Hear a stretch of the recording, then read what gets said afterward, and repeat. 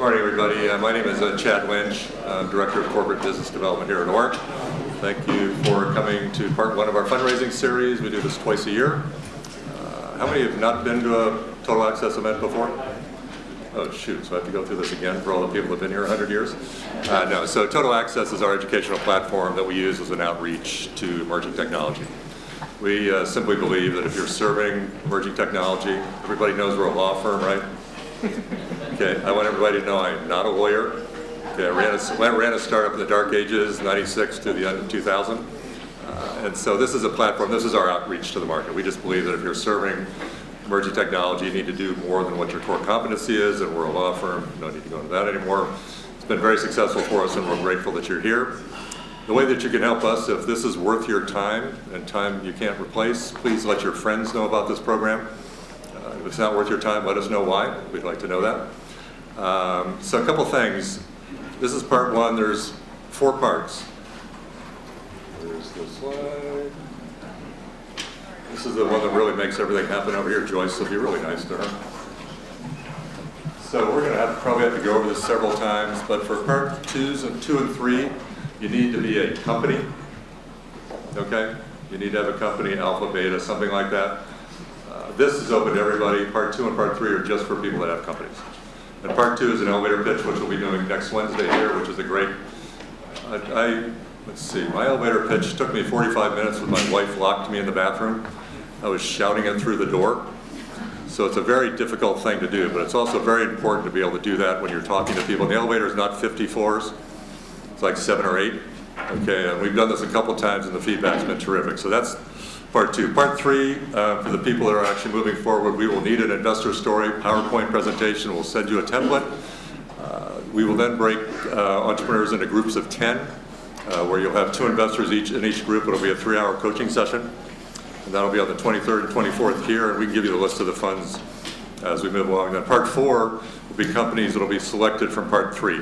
So there'll be 10 to 12 companies, which will then be presenting to investors. I think we have 10 in the morning, will be sort of cloud and big data, whatever. Big data is everything, I guess we could do it both. And then sort of more mobile in the afternoon. So if you get to that part, we will also let you know which funds are there, so you can let us know if there's any conflicts. And we'll expect you to do that research, because obviously we can't do that.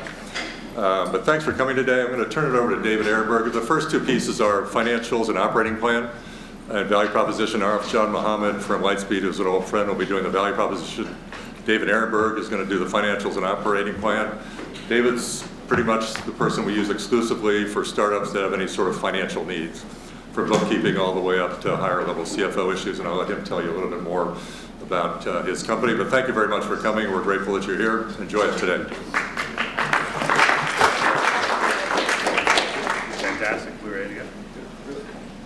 Hi, thank you all for coming. I really appreciate it. I think the Total Access program is a fantastic program. All of you should utilize it if you can fit it into the schedule. I think it's definitely time worthwhile. So if we go, I've got a quick presentation. I'm going to try and leave a lot of time open at the end of my presentation for questions. So if people have things that they want to talk about, feel free to raise your hand during the presentation, and then after the presentation, I'll try and leave a lot of time for additional questions. This is absolutely not working. So I'm the CEO of a firm called Early Growth Financial Services, and we provide finance and accounting support to early stage technology companies. I have 50 employees, 41 of them are in San Francisco, and 9 of them are down in LA. We have 13 CFOs, and then we have controllers, accounting managers, and senior accountants. We work with roughly 175 early stage venture-backed technology companies, and we provide all their finance and accounting support. So what that means is at the strategic level, we do budgeting, we do financial forecasting, we do financial planning, traditional CFO functions, and then at a transactional level, we do all the blocking and tackling for our clients. So we make sure that their general ledger transactions are done correctly, we make sure that their financial statements are prepared correctly, we make sure that they've got accounts payable processes set up and payroll processes set up, and that their internal controls are in place.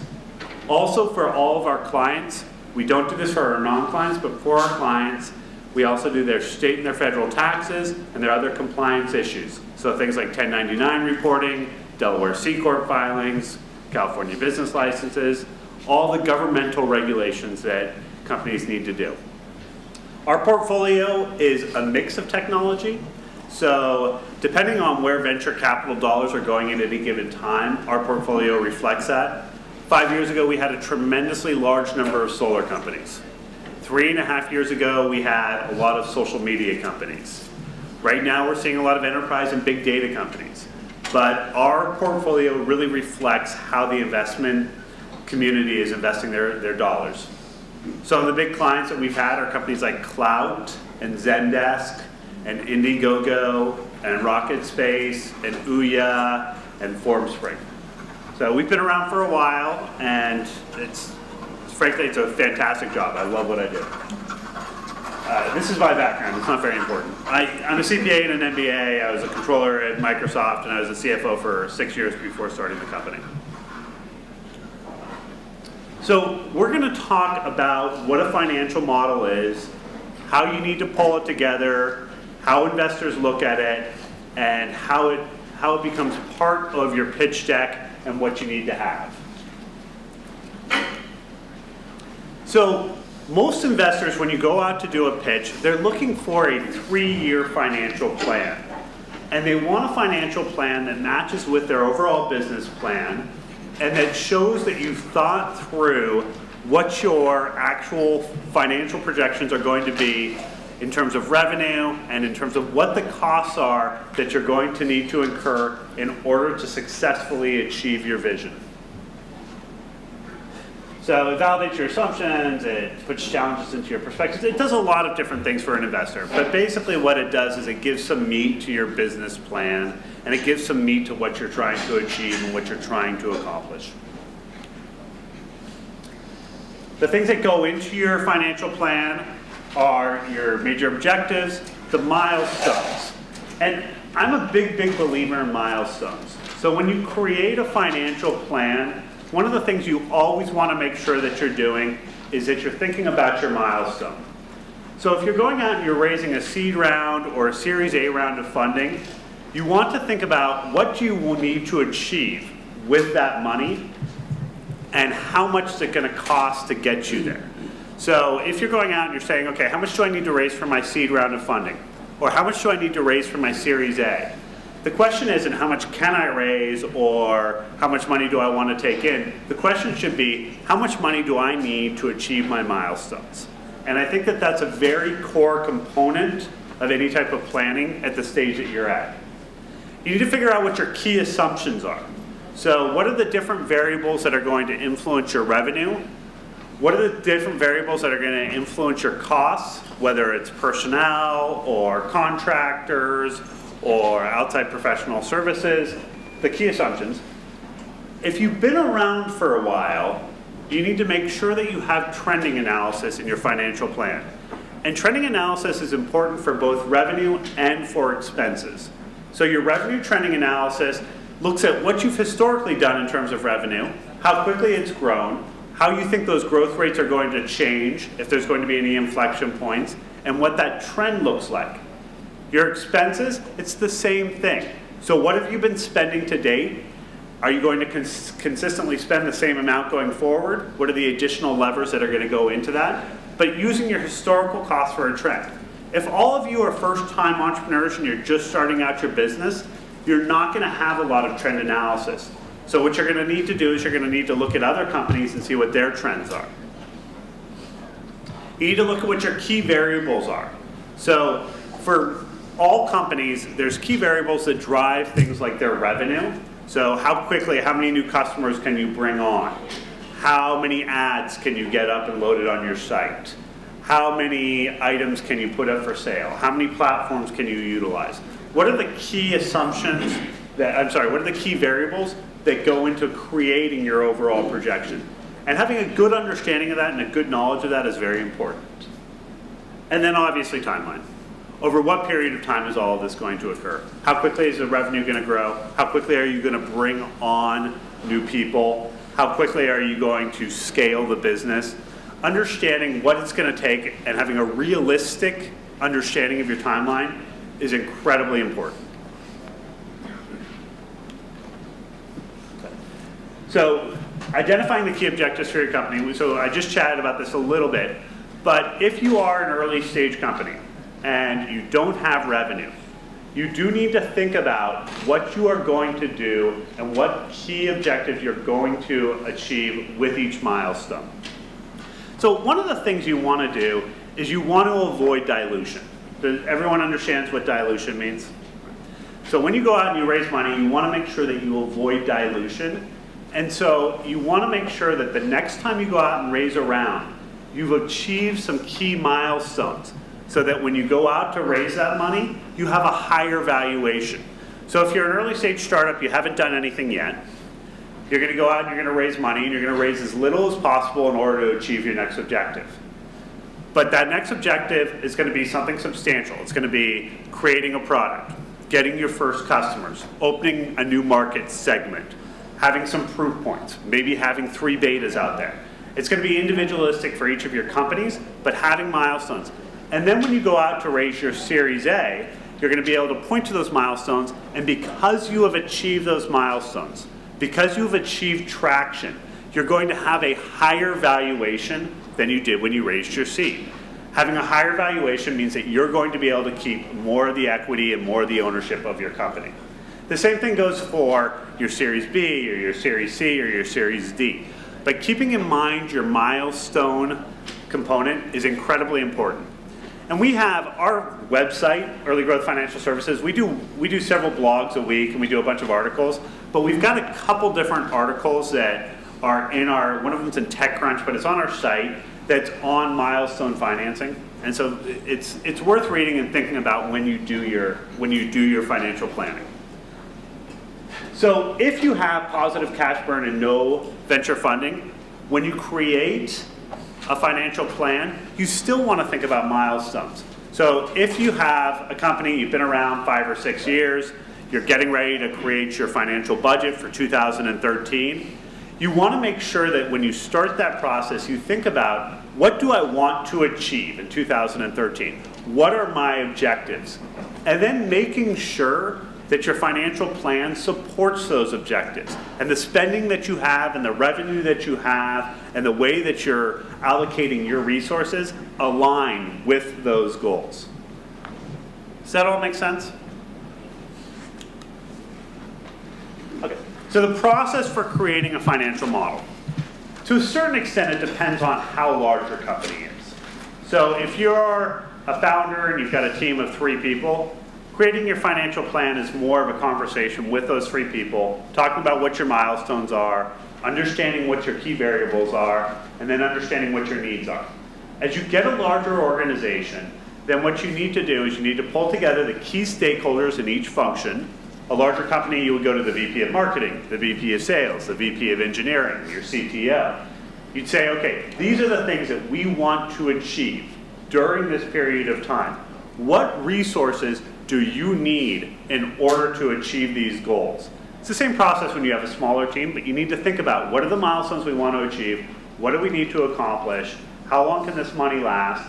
And then getting their resource requirements. And then it becomes a trade-off. Because invariably, anytime you have a budgeting process, people are going to come back with more requests and more people and more contractors and more professional services than you have money for. So you're going to do a series of trade-offs. And understanding what those trade-offs are is very important. You need to understand that if you want to achieve this, we're going to have to give up that. This is a higher priority than this, and so we're going to make that trade-off. But there's a whole series of trade-offs that you need to go through. But it's a dialogue, it's a conversation, it's a communication. A budget, if it's properly created, is not created by a finance person or by a CEO. It's a collaborative process that takes into account all the different key stakeholders. I keep looking back here because I'm like, did I actually say what's on the slide? I think we're good. So when you create a financial plan for an investor pitch deck, there's 2 key slides. First of all, have most of the people in this room read Guy Kawasaki's The Art of Start? Can I see who's read that?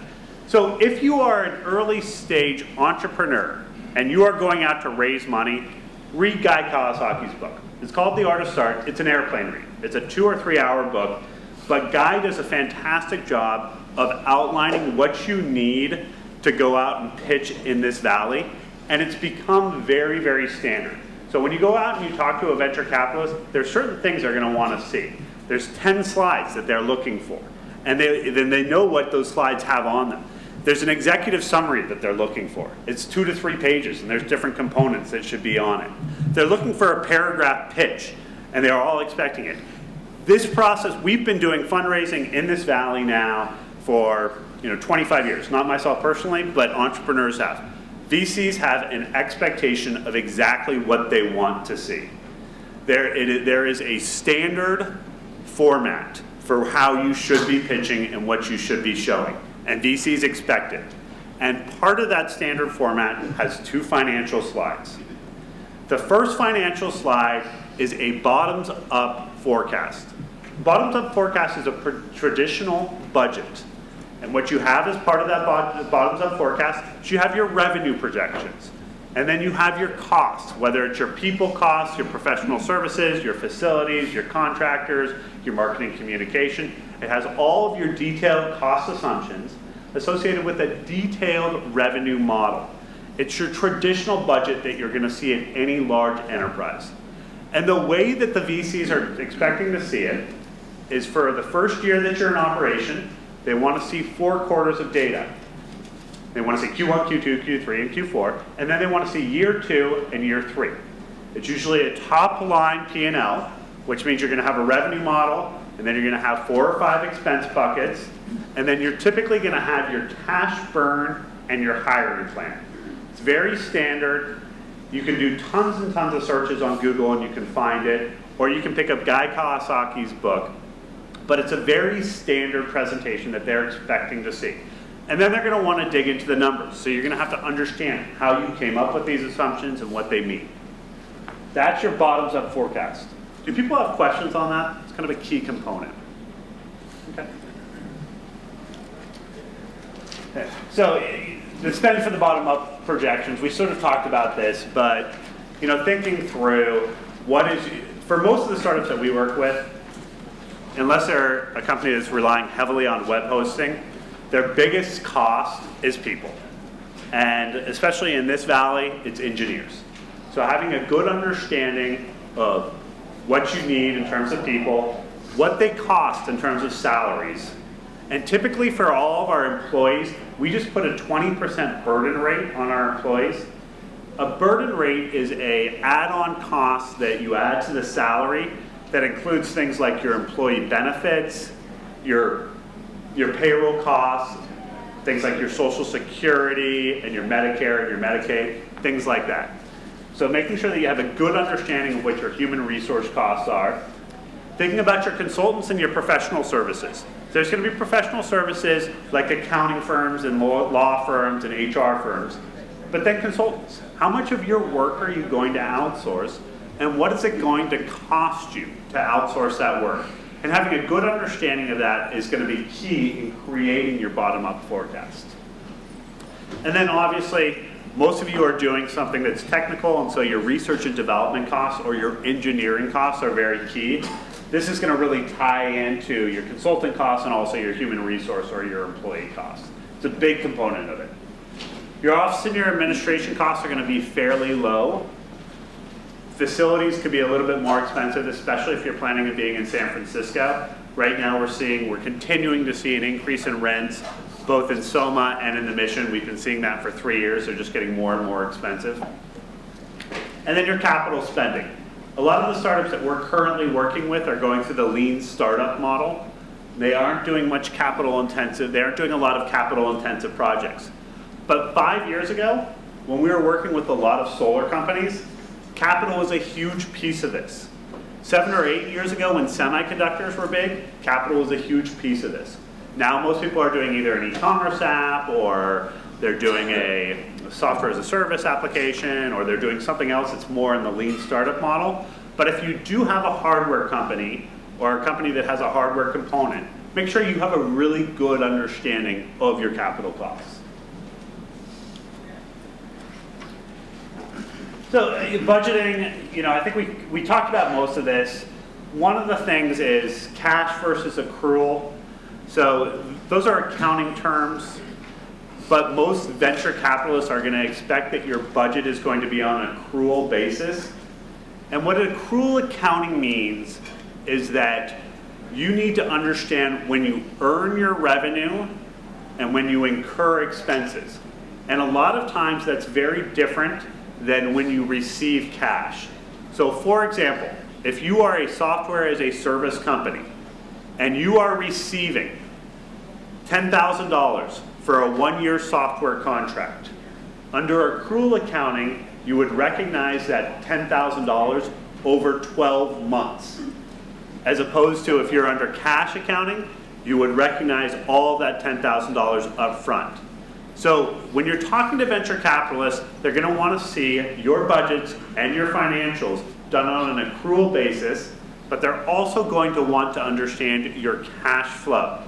So that means that you need to either understand those concepts fairly well, or you need to find someone who is an advisor or a mentor who has some business experience who can help you create that budget. I would not recommend, if you have not raised money, I would not recommend hiring someone. So I would not go out to a firm like ours if you have not raised money yet, but you do need to make sure that you utilize your network to find someone to do that work. I think we talked about most of these key other things.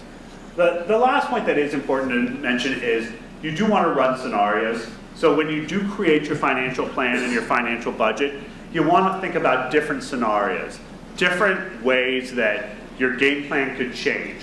What happens if this doesn't, what if we don't get the revenue that we're expecting? What if it takes us 3 months longer to develop the product than we expected? What if we enter the market sooner? But you want to take into account those different assumptions. And a lot of those key scenarios are around revenue and when you experience revenue and how quickly you grow revenue. And some of them are around timing and how long it takes to develop products or services. We talked about this, looking at trending analysis, making sure that you do trade-offs, making sure that there's a dialogue and a communication among your team. But budgeting should be an important part of your business planning process, and it adds a lot of meat to what you're saying and the business plan that you're presenting, and it shows a strong understanding of your business. So it's worth spending time on it, and it also allows you as an entrepreneur to really question your own assumptions and to test run whether or not some of the things that you believe are true or not. The second slide that's required in a venture capitalist pitch presentation is a tops-down projection. Frankly, this is a bit of a bullshit slide, but it's expected. What a tops-down projection says is it says, for example, let's say you are creating a radiology application for the healthcare space. It says the radiology market spends annually in the United States $25 billion. Of that $25 billion, $7 billion is spent on IT infrastructure. Of that $7 billion, $4 billion relates to the application that I'm going after. It gives an overview size of market. And the only reason that this slide is important, the only reason that this slide is relevant is that venture capitalists are looking to make big bets. So they are not going to invest in a company unless they see a huge potential, because they are in the business of 10x and 20x returns. They are not in the business of 2x or 3x returns. That's the only reason that this slide is important. And I think that that's an important point, because you can have a great business that's going to make you money and that's going to give you and your family a really good earning stream, and it's maybe not a venture capital deal. And that doesn't mean it's not a great business, it just means it's not a good venture capital business. But if you want to have a venture capital business, you need to be looking for high growth, you need to be looking for accelerated growth, and you need to know that you're going to have some kind of an exit at some point in time. Because those are the three things that VCs are going to look for, regardless of the type of industry that you're in or the segment that you're in. And that's why, I went back. That's why this top-down projection is important. It's the only reason it's important. Oftentimes we see companies that will use industry analyst data for this. So they'll get information from a company like DataEase or IDC or Gartner. A lot of this information is free and it's available. If you're going into a space that there's a lot of competition in, it'll be very easy for you to find that industry data. People have a question about the tops-down projection? So, start with the market size, figure out what your segment is within that market size, extrapolate to calculate total potential revenue. I think this slide's only in here because my marketing person wants me to say extrapolate. On all of your budget exercise, make sure that you check your cost assumptions. So that means that when you're going out and you're determining what your budget is for engineering costs or for professional services, you're going out there and you're talking to people that you know that are in the marketplace about what are they paying. Hey, I want to hire a junior software engineer. What are you paying your junior software engineers? I have $110,000 budgeted. Do you think that's enough? Understanding what that looks like and what that cost is. The same thing with things like professional services or web hosting. Just make sure that you go out and you validate your different cost assumptions. Also, it's very important in this market to not forget recruiting costs. So for our startups, probably a third of their new hires are coming through recruiting. Now, when you have an early stage startup, typically the first 5 to 8 members of the team are not brought in by recruiters. A lot of times they're brought in from people you know and from your own networking, maybe from your initial VCs. But as you start to grow, your recruiting costs are going to be higher and higher. And you should probably budget 20 to 25% of first year salary for recruiting costs. And that is an upfront cost that you are paying. Think about things like your cost per square feet for real estate. All this just goes into validating your assumptions. Thinking about what you're going to need to spend and then talking to other people who are currently spending that money and get a sense of what's realistic and what's not. This also will show that you have a certain savviness with business. If you go into a venture capital presentation, if you go into a pitch, and you start getting into a detailed conversations about your employee costs, and you're trying to tell a venture capitalist that you're planning on hiring a bunch of engineers and paying them $75,000 a year, you're going to lose a lot of credibility really, really quickly. Reforecasting. Don't do a 5-year plan. Frankly, for all of you, if you're starting out right now, a 3-year plan is probably bullshit. They're going to want to see it, but who really knows? If you're starting out a company, you haven't had any revenue, there's 4 people on your team, do you really know how much you're going to be spending in 3 years? Probably not. You still need to think it through and show that you have that capacity to do that kind of planning and that you have a vision that you're going after, but anything beyond 3 years is completely bogus. It just doesn't mean anything. And then make sure that you're reforecasting on a regular basis. And really, the size of your growth, the speed of your growth, the dynamics of your company are really going to determine how quickly you do need to reforecast and how soon you need to reforecast. So on investors, they want to see it quarterly, sometimes they want to see it annually. They're going to sort of dictate that. But a big piece for you as CEOs and as founders of companies is you want to stay on top of your numbers. You want to understand your numbers. So anytime there's a change in your business plan, anytime there's a change in your dynamics, you're going to be thinking about reforecasting and repurposing your model.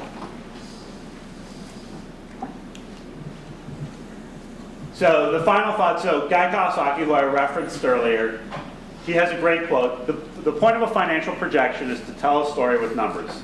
A story about opportunity, resource requirements, market forces, growth, milestone achievements, and profits. Your job is to create a numerical framework that complements and reinforces the vision you painted with words. So really, as I said earlier, this is the meat that's going to go on your business plan. So you guys were, I had no questions during that presentation. Hopefully at least one person's going to have a question now. Thank you. Hi, can you elaborate more on trending analysis? I'm interested in knowing where do you get the data for trending analysis? Analyst reports, are there any websites that you recommend to get that? I mean, I think that's an area where I always have a challenge, especially with new business models that you're entering the market. So maybe can you elaborate on that? Absolutely. So the question was, where do you get the data on trending analysis? So there is information that's on the web and that you can Google, but I think the most important resource for you as you're creating your first budget and your first financial plan is talking to other entrepreneurs who are a year or 2 years or 3 years down the road and getting an understanding of what types of costs they had and how quickly they grew. The more similar their businesses are to you, the better. So if you're creating a SaaS company, if you know 6 or 7 different SaaS CEOs, talking to them about what types of growth projections did they have, what were their key variables, what were their key assumptions. Having that understanding is very, very useful. One of your key jobs as a CEO and as a founder is to really make sure that you're developing a network of people that you can rely on who are other entrepreneurs in your space, who are other successful CEOs, who are mentors and advisors to you, and really utilizing. Is that 10 minutes? Yes. Okay. Other questions? Dan? Yeah, so obviously with technology, patents are a big issue. You obviously patent something, then you got to think about your PCT and filing internationally. When you start thinking about internationally, it can get really expensive. And then as you think about going forward, you have to think about litigation. You got patent trolls out there that might come after you. You might have to think about litigation issues. How would you build something like that in where it's completely all over the place? So the question that Dan had was about patents. And patents are obviously a large cost. Patents are an area where you really need to understand what your key assumptions are. So what I suggest you do around patents is once you have determined your lawyer, and a lawyer is one of the first professional service providers that you're going to hire. It's one of the most important decisions you're going to make in the early days of your company. But once you figure out who your lawyer is, you're going to sit down with them and you're going to develop a patent strategy. And your patent strategy is going to look at the number of patents that you need to develop, whether or not you want to go international or not, and what the cost of each patent is going to be. And that's actually an area where there's a lot of trade-offs, because you're going to have to say, okay, if we're going to develop 10 patents, they're each going to cost $15,000, and frankly, that's $150,000, and I'm raising $1 million. I don't want to spend 15% of my seed raise on patents. So you're going to do trade-offs. You're going to say, well, these 3 patents are core patents, and they're worth $45,000. So you're going to do a trade-off. First, you're going to figure out what patents you need and whether you need to go international or national. That's a dialogue with your lawyer. Also, a dialogue with your lawyer is what it's going to cost, and keep them to their costs. If they tell you that their costs are going to be $10,000 or $15,000, then keep them to that. Make sure that you stay on top of those legal costs. Once you have those costs determined, then you're going to do trade-offs. In terms of patent litigation, when you're doing your first budget ever, you're probably looking at your first year of operating, and that's the key area that you're looking at. So you're likely not going to have litigation during that first year. It's probably going to be in later years. It's hard to forecast when that's going to be. So what you're probably going to do in your second and third year is you're going to assume a certain level of spend on a monthly basis for legal costs. And if you budget $5,000 a month for legal costs, frankly, you're going to have a lot of months where you're not going to have any legal costs. But if you do have some sort of a patent dispute and it costs $50,000, the aggregate budget's going to take care of that. In the event that your venture is attempting to create an entirely, like a new market for an entirely new product or service that has little or no historical precedent to it, it seems like creating revenue projections, especially early on, is a rather speculative exercise. So I'm curious as to your perspective that problem, you know, if you're in that situation? So the question is, if you're entering a space that no one else has been in, creating a new product or service in a space that no one else has been in, there's no experience, there's no trend analysis, how do you create revenue projections? I think the best way to create revenue projections in that scenario is to go out and talk to potential customers and get an understanding of what they would be willing to pay and how much of the service or product they'd be willing to acquire, and extrapolate from that. It's not scientific. You're not going to get a statistically relevant number of customers, but that's the best you can do at the early stage that you're at. In the early stage of the business, you typically have many ideas about the type of business model that you may apply into the marketplace, and you may do various pivots during that time. What would you suggest with respect to building out that financial plan in terms of incorporating those potential pivots? So the question is, when you start out, you may have a lot of different financial models or revenue models that you're going to use. How do you incorporate into your model the fact that you're going to probably have pivots and try different things? So what I would suggest you do is to think about the top priorities that you have as a company and what you think are the revenue models that are most likely going to be core for your business, and then build your financial plan around that. And you're going to do scenario analysis to see what's most successful and what type of growth you need in each different scenario. And that's what I would utilize for your first initial plan.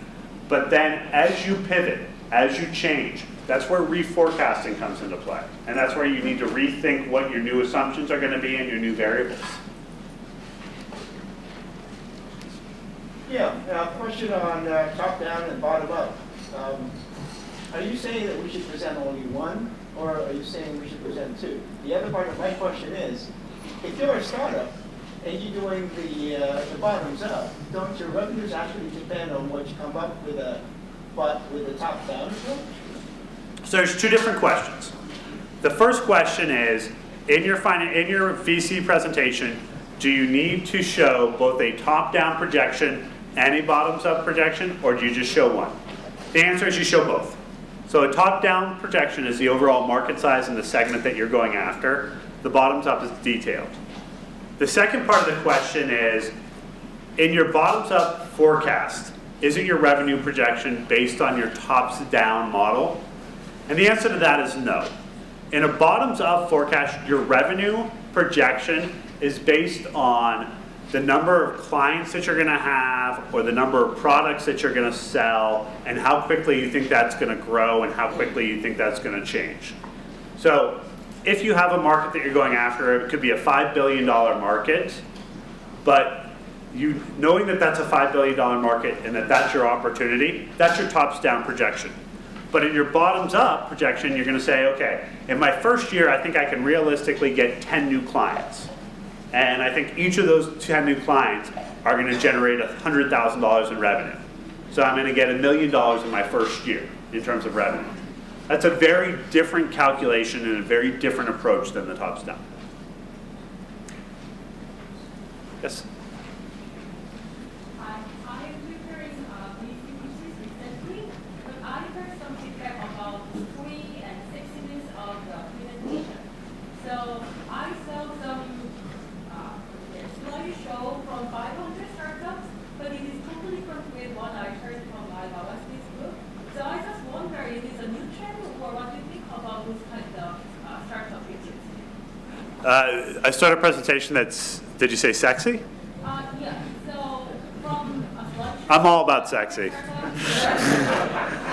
yeah, they are using lots of graphic designs, and they are not following with what the guys are talking. Right. And they usually don't have those two budget slides inside of their slide. Yeah. So I was really confused what is the trend and what I should follow. Okay, so so the question is, she is seeing different information on the types of investor presentations that she should prepare. One is the traditional model that's been around for a long time, and one is a newer model that is more graphic design friendly, more marketing friendly, sexier? And which trend should you follow? So later on today, you guys are going to have a venture capitalist come and talk to you. Probably a great question for the venture capitalist that's coming in. I can tell you for our clients, and our, we have about 175 clients, and we've probably got at any given time 25 of them doing a raise. Our clients are still doing a traditional model. They're still doing a traditional presentation. Okay, I just got time. But thank you all very, very much for coming and for your questions. I really appreciate it.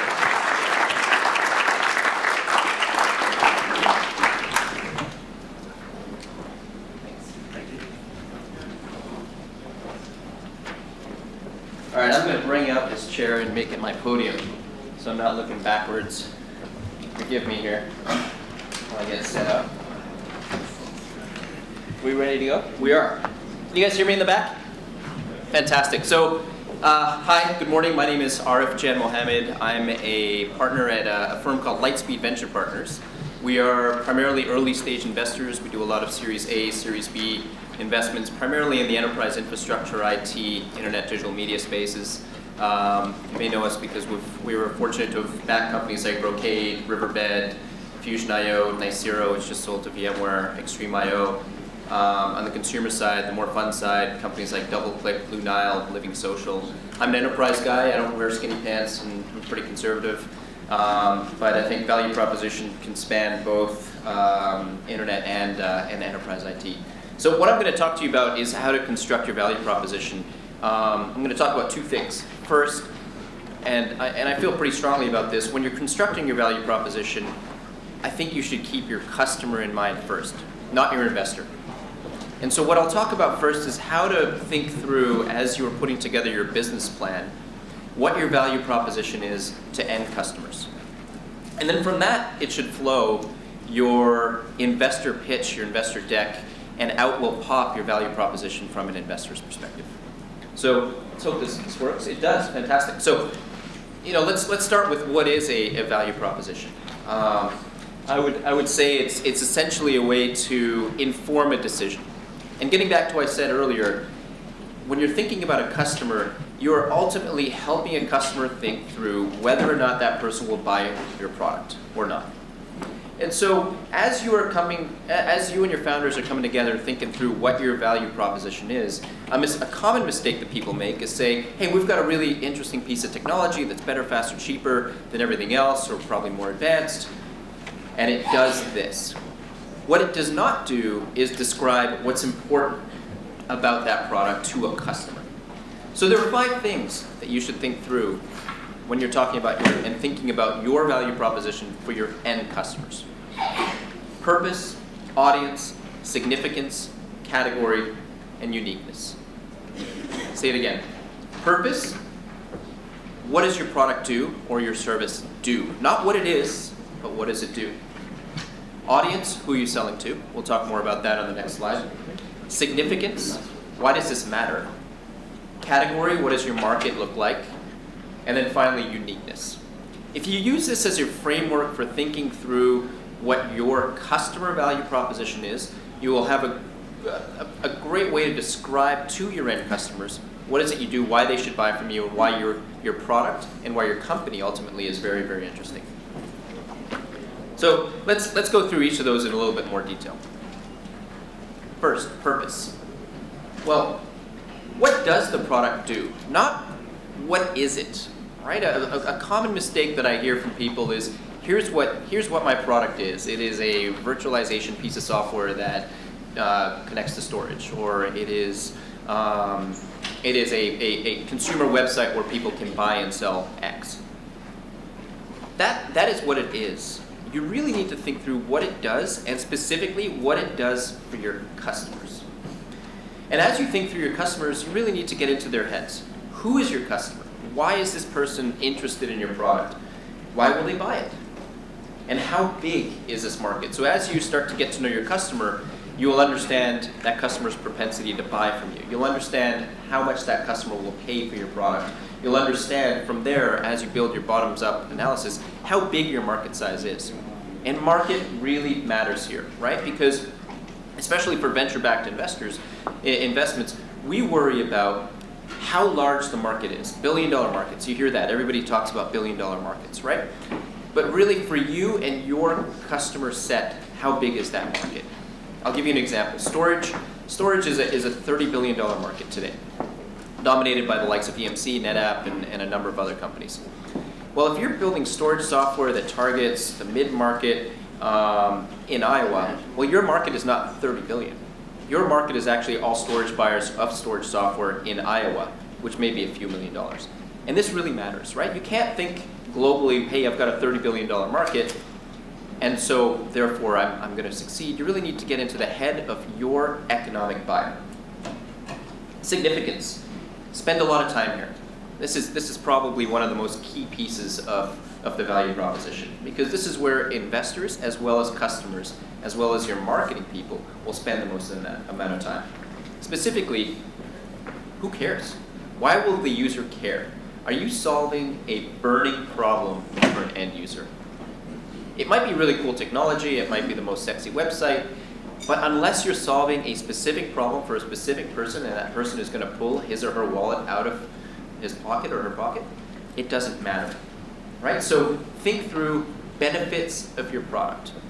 This is why this matters to my end user, right? This is a painkiller as opposed to a vitamin. Vitamins are okay. You take a vitamin every day, but not everybody takes their vitamins. But if you have a headache, you are absolutely going to take a Tylenol. Painkillers versus vitamins. Again, think through your benefits of your product. Category. This is very important and is related to audience, right? Because your audience is who your economic buyer is, but the category really specifies who you're competing with, and it specifies what the economic model is for your product, right? In some categories, for example, gross margins might be 5, 10, 15%. Is that an interesting category to be in? It depends. If volume is massive, you can actually build a really interesting business. An example is Amazon. Amazon's in the retail category where operating margins are in single digits.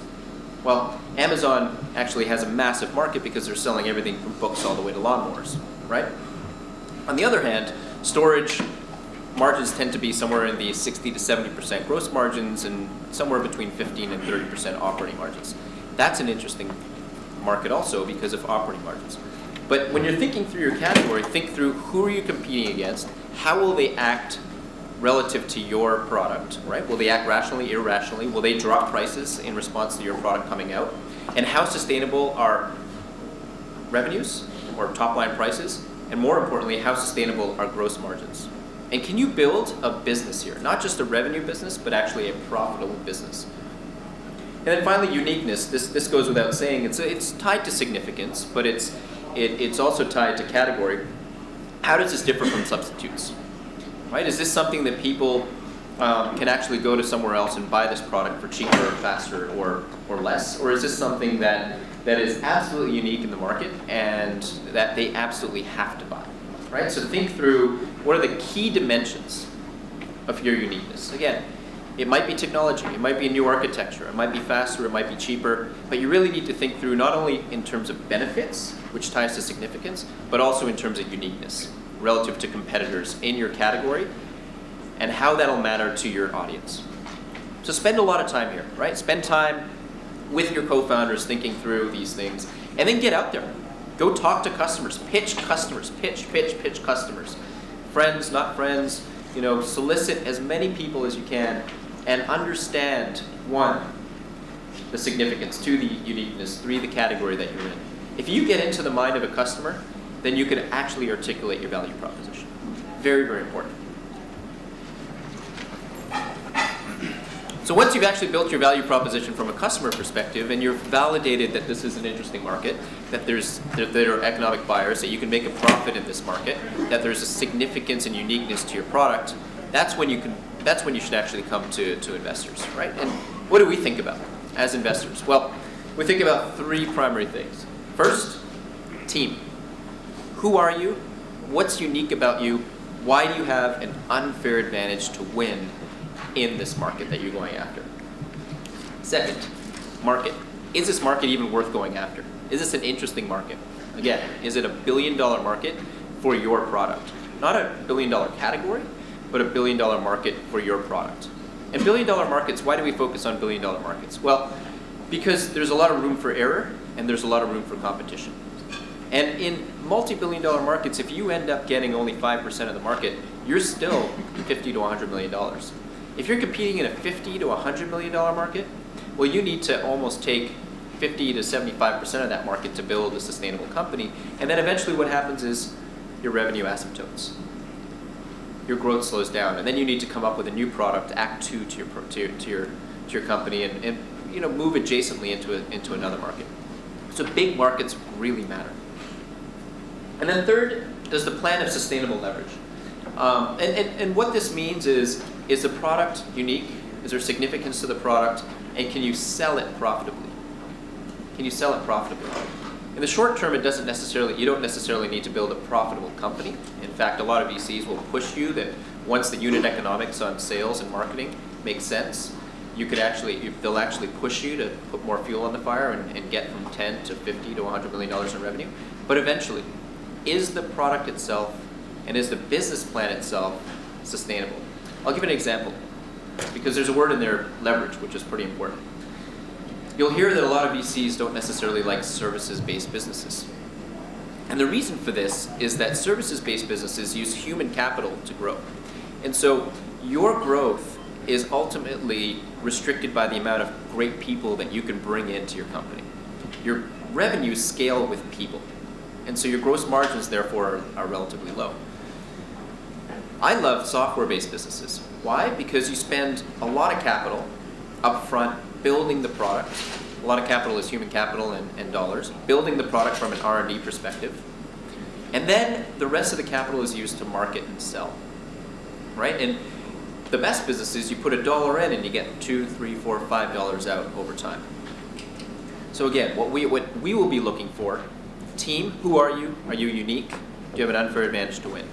2, is the market big enough? And 3, does the business plan make sense? And can you actually build a profitable business over time?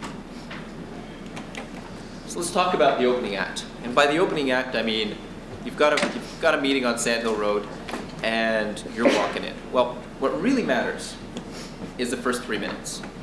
The first 3 minutes is where first impressions really matter.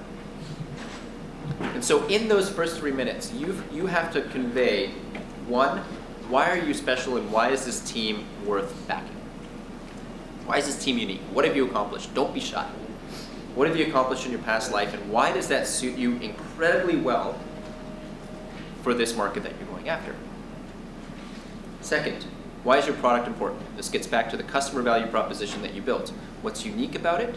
What's significant about it? And who's your audience? And then third, and this ties to the first one around team, how can you do this better than any other product out there or any competitor that might be in this market? The first 3 minutes really inform a decision. The rest of the time is spent really digging into the details, and an investor is essentially at that point in time determining whether or not he or she wants to take a second meeting.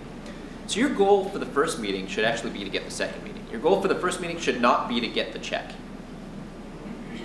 Your goal should be walk in, get the second meeting with a venture capitalist, where they will then decide to do more diligence on you.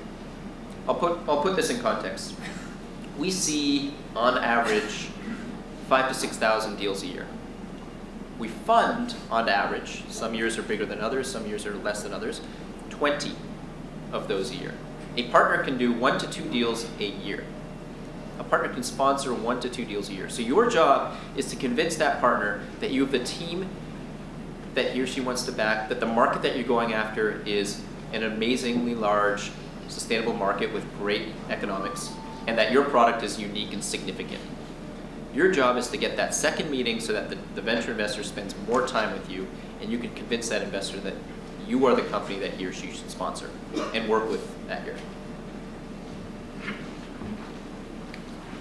So I've talked a little bit about this. Why is the value proposition important? Right? Why is it so important to spend your time up front on the customer value proposition and then thinking through the investor value proposition?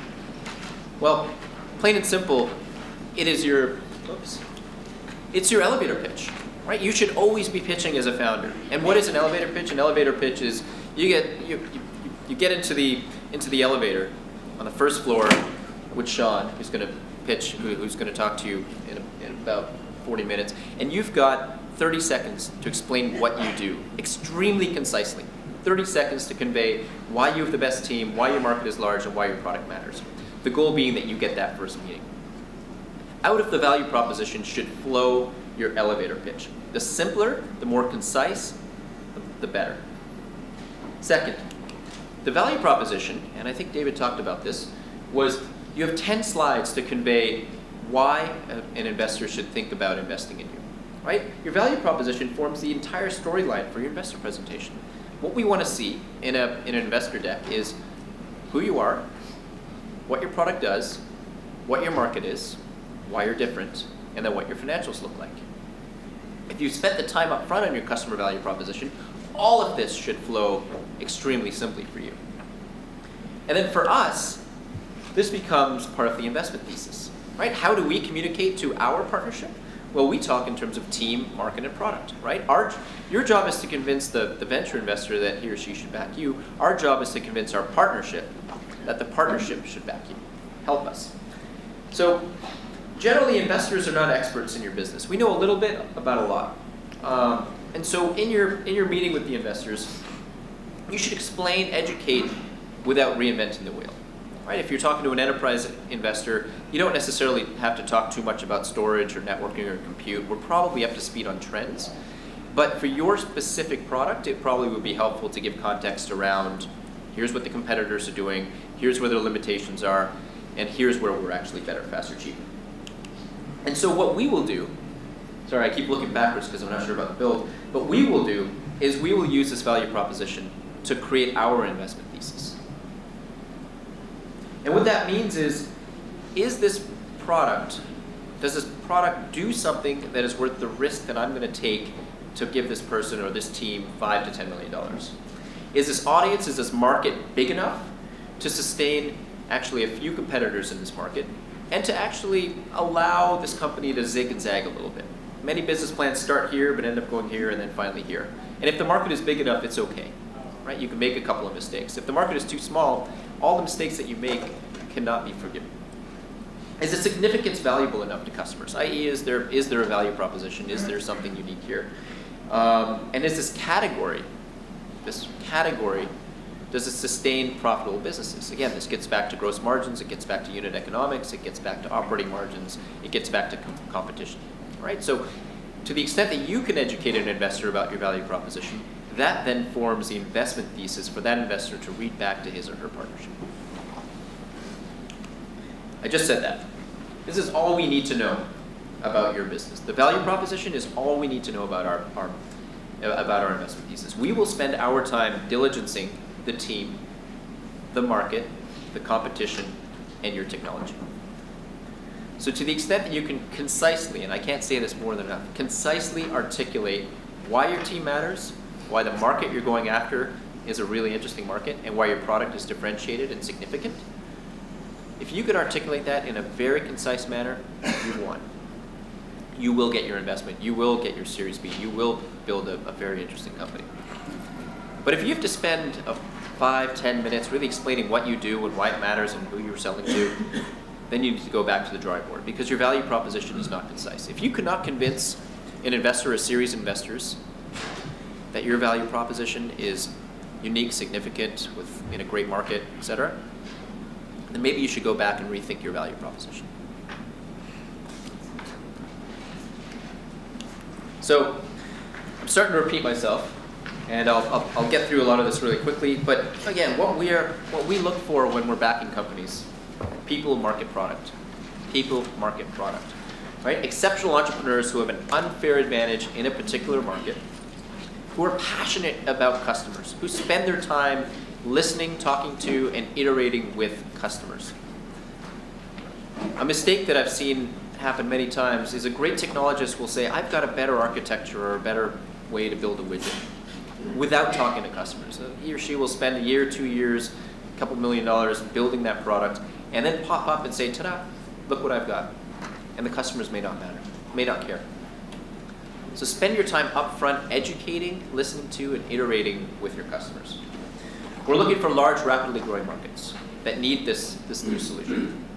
And we need an innovative and differentiated product with a sustainable, and this is a really important word, sustainable advantage. You need to build a moat around your product, around your technology, and you need to be constantly iterating. Otherwise, you end up either getting eaten alive by competition, because competition will come to a very interesting market, or you will lose your competitive advantage and not necessarily be able to sell your product. So what do you need? Well, you need a plan to get to profitability.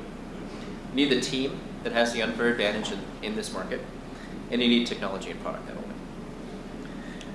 This one is more of a takeaway. I'm not going to talk through it, but these are some of the things that we tend to look for when we're backing companies and teams in specific markets. And then the last thing I'll talk about is the process for venture investing. I think that the first thing you need to do before you actually, after you've done your customer value proposition, but before you actually go out and think through whether you want to take investment, is be honest with yourself. Is your company suitable for venture investment? Really be honest. What are your personal goals that you want to achieve out of this company? Because the moment you take venture money, you've one, taken some significant dilution at the early stages. Two, you've set yourself up for a high exit because an investor is looking for a multiple on capital.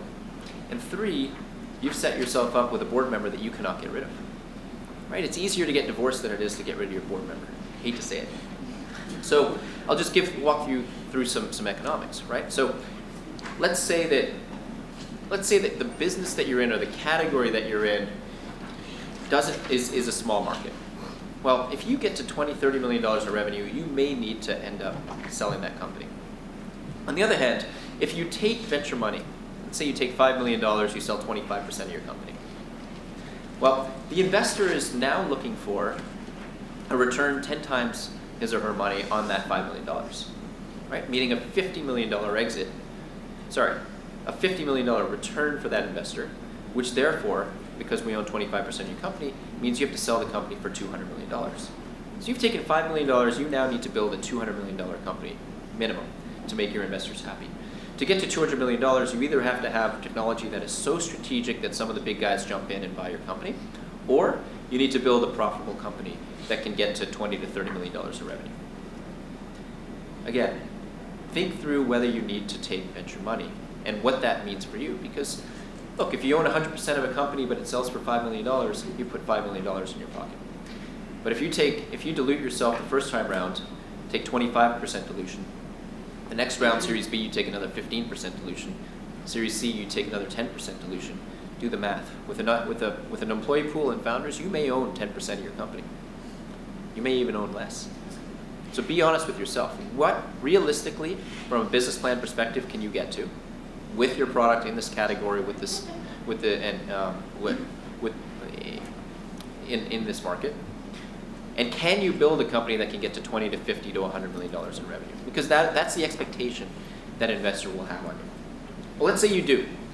Let's say you're convinced that you've got the team, you've got the market, you've got the product to go after a very big market, and you're convinced that you've got $1 billion market, that you can build a company in this space that can get to a significant amount of revenues. Well, you need to be always selling. Master your pitch. Master your elevator pitch, right? Network as much as you can. Get out there. Because what you want to do is get a warm introduction to a venture capitalist from someone that person trusts. So every place you go, someone will ask you what you're doing. Don't be shy to tell people what you're doing. Ideas are commodities. It's all about execution. Because if you tell someone who knows a venture capitalist, if you tell someone, hey, look, this is the team I've got, this is the product I've got, and this is the market I'm going after, that person is then set up to make a warm introduction, which then leads to contacting the venture firm, right? So raising financing is about a process. I alluded to this earlier.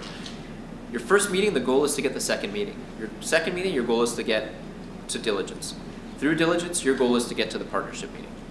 At the partnership meeting, after the partnership meeting, your goal is to get the term sheet or multiple term sheets. So manage your venture relationships as a process. The best way to do this, I've seen, is actually start your conversations with VCs very, very early. I'm not raising. I just wanted to get your feedback. I just founded my team. I'm in this market. Our team is exceptional. We've got an interesting idea for a product. We're too early for you. We don't need your money. We don't need your money. Can you give me some advice? Tell that venture investor what you're going to do.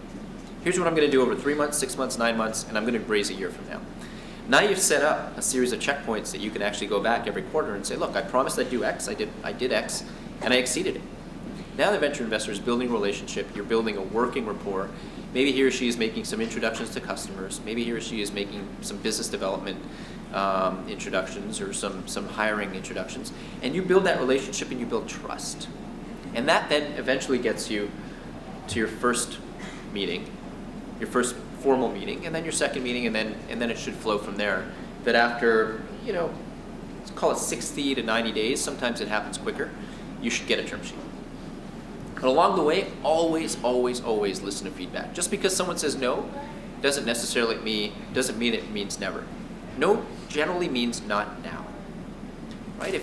If you hear no from a venture investor, ask why. What are you looking for?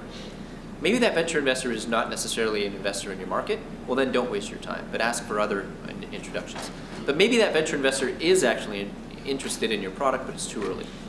Maybe that person wants to see more customers, more hiring, rounding out the team, a little bit more around the product, maybe a beta, whatever that might be. Always listen, iterate, iterate, iterate. Okay, so to finish off here, think about your customer. Articulate your business value before anything. Because if you can articulate to a customer why that customer should buy your product, then everything else will flow. Think like an investor. Team, market, product. Team, market, product. Some venture investors think about that in different orders, but just understand who your venture investor is. Create the story, tell it. Customer value proposition, investor value proposition, and then manage your fundraising as a process. And focus, focus, focus, iterate, iterate, iterate. That's all I've got. So I'd love to hear any questions, and then Joyce will pull me off. So we can go as long as Joyce pulls me off. Yeah. Yeah. So far, all the talk is about tailoring the presentation, which kind of fits into the whole for describing the product. What if you're doing something to disrupt the channel, creating not a product, a new channel that changes the way the industry works? It's a little more complex. Yeah, the question is, so far there's been a lot of focus on creating disruptive products. The gentleman over here has an idea around disrupting the channel, more complex. Again, you got to get back to fundamentals. Who's your team? What do you guys know that no one else knows? 2, what is it that you're doing around disrupting the channel that'll create a market or create a business opportunity? And then 3, there should be some level of product in there, I assume. So, just get back to fundamentals. It just takes longer than 30 seconds sometimes. If it takes longer than 30 seconds, then you got to iterate. Yeah. So you get to the second meeting.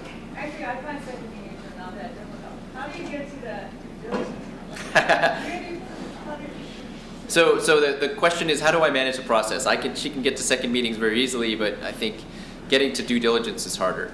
You need to be selling, all right? I think you need to manage the process and the communication channel with your investors in terms of understanding what are their concerns and what more do they need to know, right? And they may just say, they may go blank, go quiet on you because either they've got caught up in another deal, or 2, this just isn't something that they're interested in. Many VCs will come back to you with quick feedback. If they haven't got back to you, don't be afraid to reach out and ask for more and say, look, hey, we had 2 great meetings. What do we need to do to get to the next step? Yeah. On the checklist, you have Fundraising. Yeah. Yeah. There's a something over here called Fundraising. The question is, what is Fundraising? Where is it? Exceptional team, right? Fundraising. I would describe it as openness to expanding the team and understanding your limitations. So Fundraising sometimes can mean too much desire for control and not listening, not being open to feedback, which can then limit the growth or the rounding out of the team. In the back. I'm just interested, under what circumstances would a services business be interesting to a venture capitalist? So the question is, under what circumstances would a services business be interesting to a venture capitalist? That's a broad question, right? And I guess what it comes down to is what the unit economics look like, or what the economics of the business actually look like. Because again, if the business has to scale with people, and you're limited by potentially the amount of smart people that you can bring in, or the amount that you have to pay per person, then your business model scales linearly as opposed to exponentially. Are there venture capitalists that might, instead of going for the profit, is going for more the human thing, like, oh, I'm going to fix this water for this, or, for the green toad, and the money, the green is more towards saving the earth than their pocketbook. So the question is, are there venture capitalists who are more green than focused on money? In saving the planet than... Yeah, are there VCs who are more interested in saving the planet than they are in making money? So the word venture capitalists. Read some Adam Smith. Yeah, it's all green. Yeah, exactly. Unless you're Canadian, like I am. Yeah. You talked about sustainable advantage. That's one of the requirements for your business. How do you go about evaluating that, not knowing what your competition is doing or what their plans are? How do you go about it?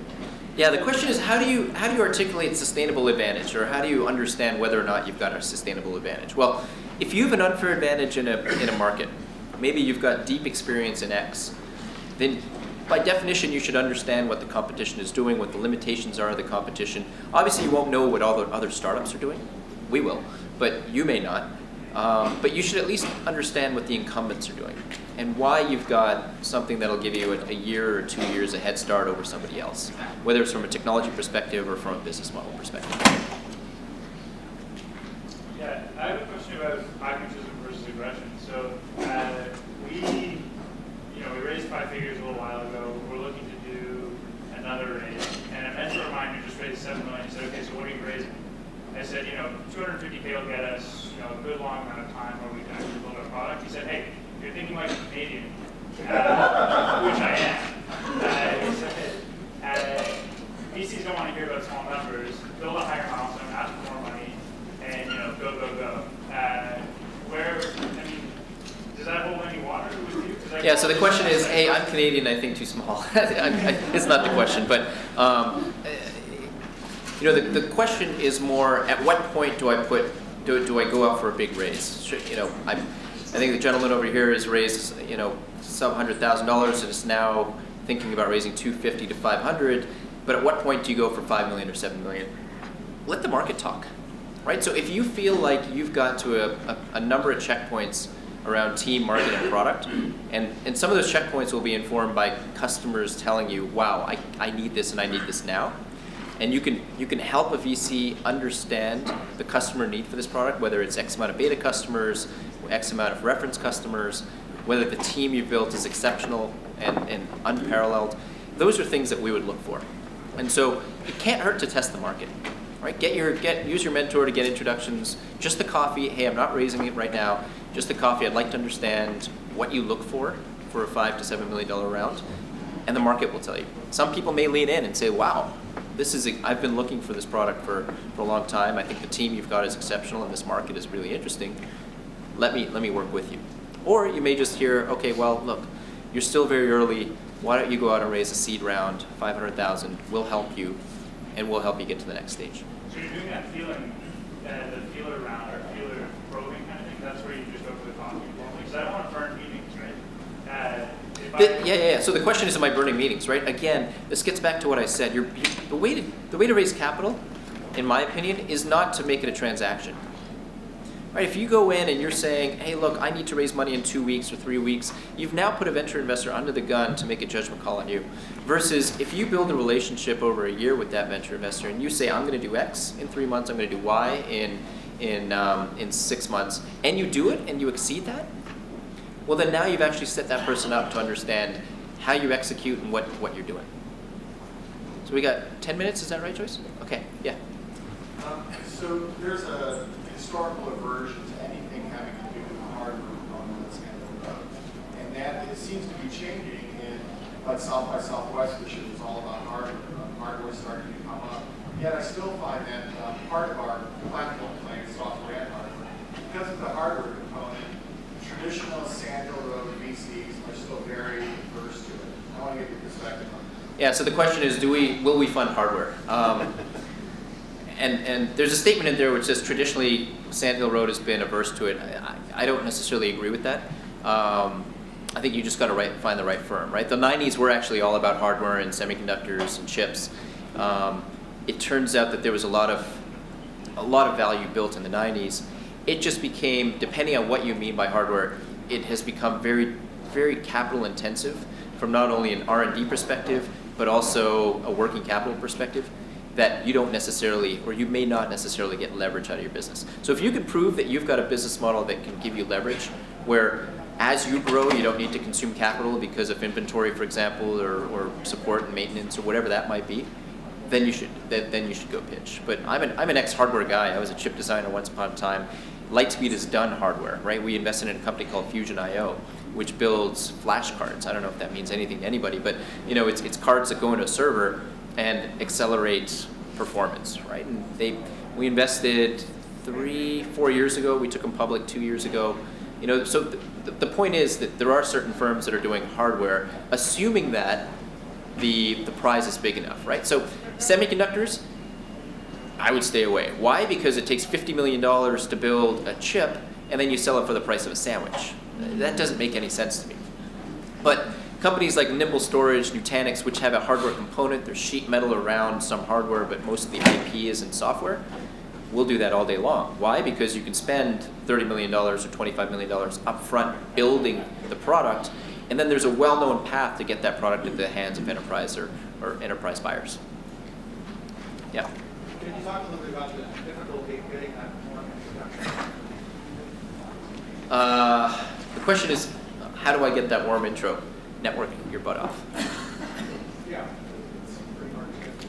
Well, you got to get out there, right? So you're in the Bay Area. There's a meetup every single night, probably in your space. There are multiple meetings like this, or places where you can actually go out and be pitching your elevator pitch. People want to help here.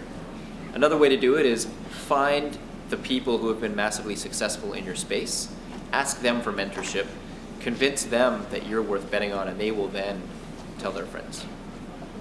Yeah. What impact is taking seed capital from an offshore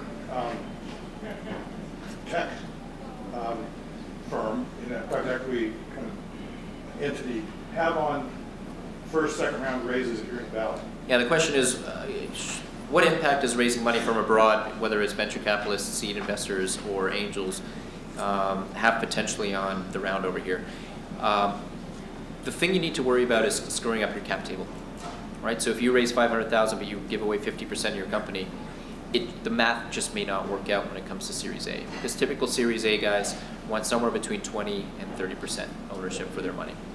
So if you sell 50% up front for $500,000 and then you're raising 5, but you need to sell another 25%, there may not be enough left over to incentivize you and your team going forward. So just be careful about your cap table. I didn't see the word traction anywhere in your presentation, so I'm kind of wondering, how does that play into your mind as a kind of a key metric, in presenting?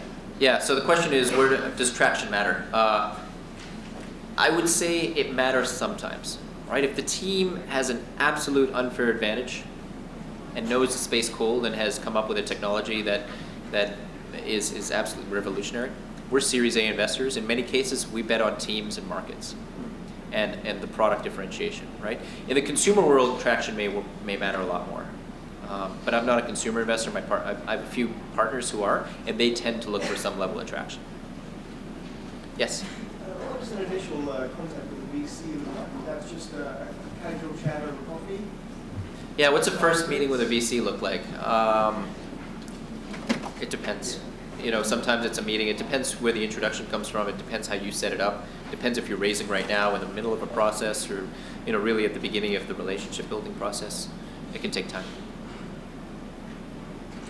Could be a few of us connects over today. On the B2B space, you talked about the customer, focusing on what the customer is going to be. The first B is driving the revenue model.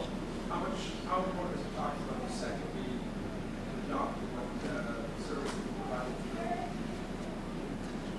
That's probably a longer conversation. The question is, in a B2B model, how much does revenue versus sort of the second B in B2B really matter? It's a case-by-case basis. It depends on your company, right? I don't understand your business model, but really what it comes down to is how can you get to 50 million in revenue without consuming too much capital? Yeah. When you think about the first $1 million in this company from a professional investor, how do you think about approaching or balancing approaching angels versus seed funds versus traditional VCs? Yeah, so the question is, if you're raising $1 million, should you go to angels, seed funds, or VCs? It really, there is no straight answer for that. I think you need to figure out strategically what do you want around the table for your seed round. Do you want help from a venture investor, but take on the potential signaling risk that if that venture investor doesn't participate in your Series A, that the pros and cons outweigh each other? Yeah. If you have two markets, one primary, one secondary, in order to get to a valuation of, say, $500 million or $1 billion, you need to put it in the secondary market in there. Is that good or is that bad? So if I have a primary market and a secondary market, is that good or bad? Again, it depends on the size of the markets.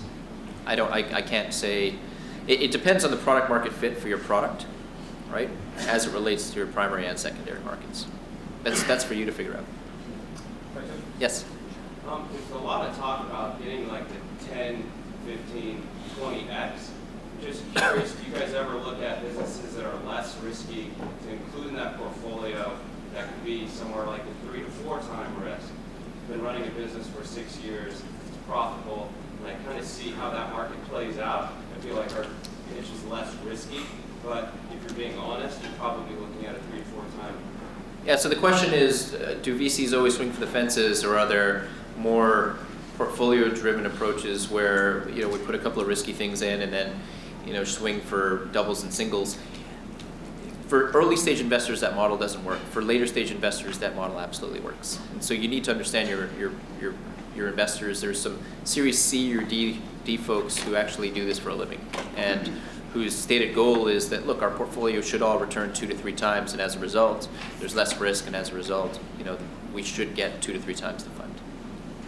So what is the relationship between the company valuation and the revenues, assuming that you're like a mature company, you've been like through Series C and making a ready for next strategy?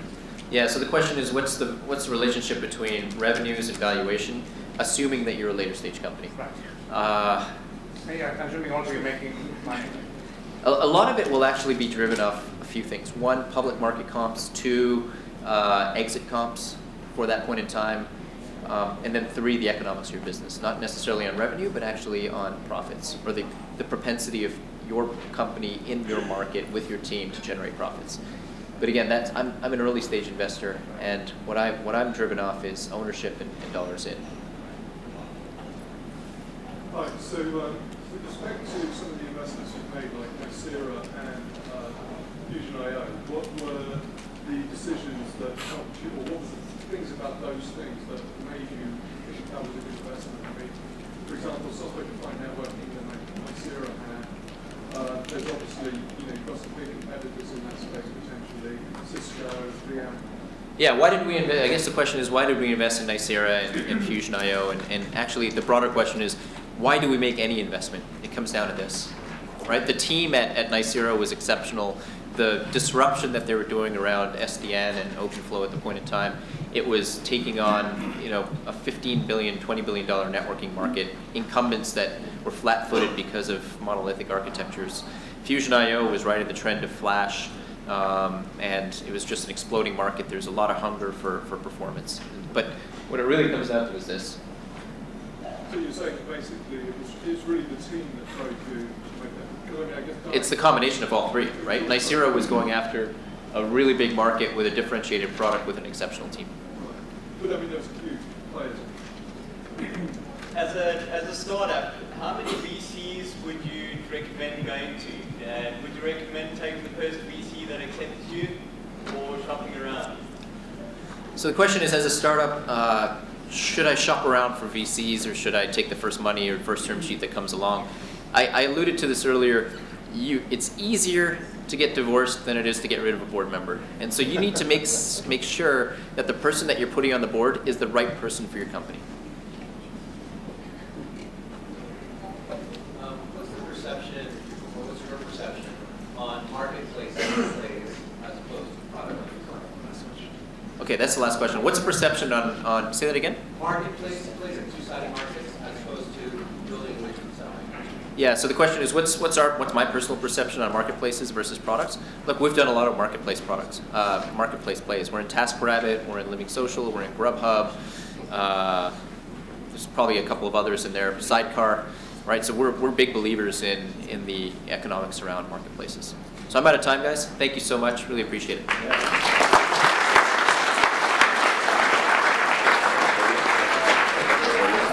Okay, everybody, we're going to go now into go-to-market, market sizing, and competitive landscape with Sean Jacobson from Emergence. He joined the dark side about 6 months ago, actually having a couple of real jobs at Cornerstone On Demand and You Send It.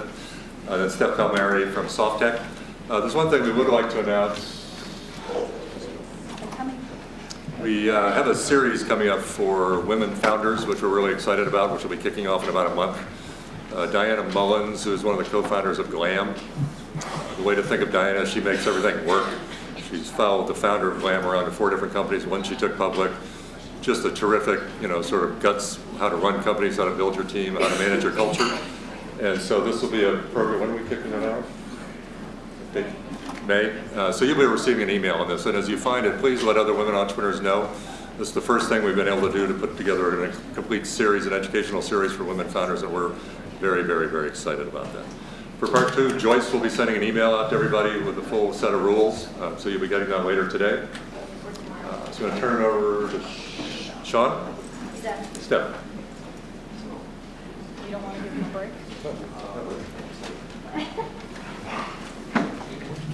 So if you're dying, the restrooms are right across the hall. So how'd everybody enjoy the first part?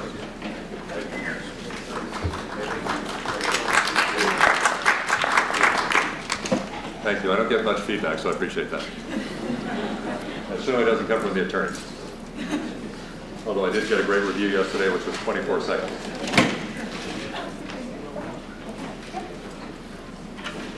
So enjoy this part. Steph and Sean will be taking over. Thanks.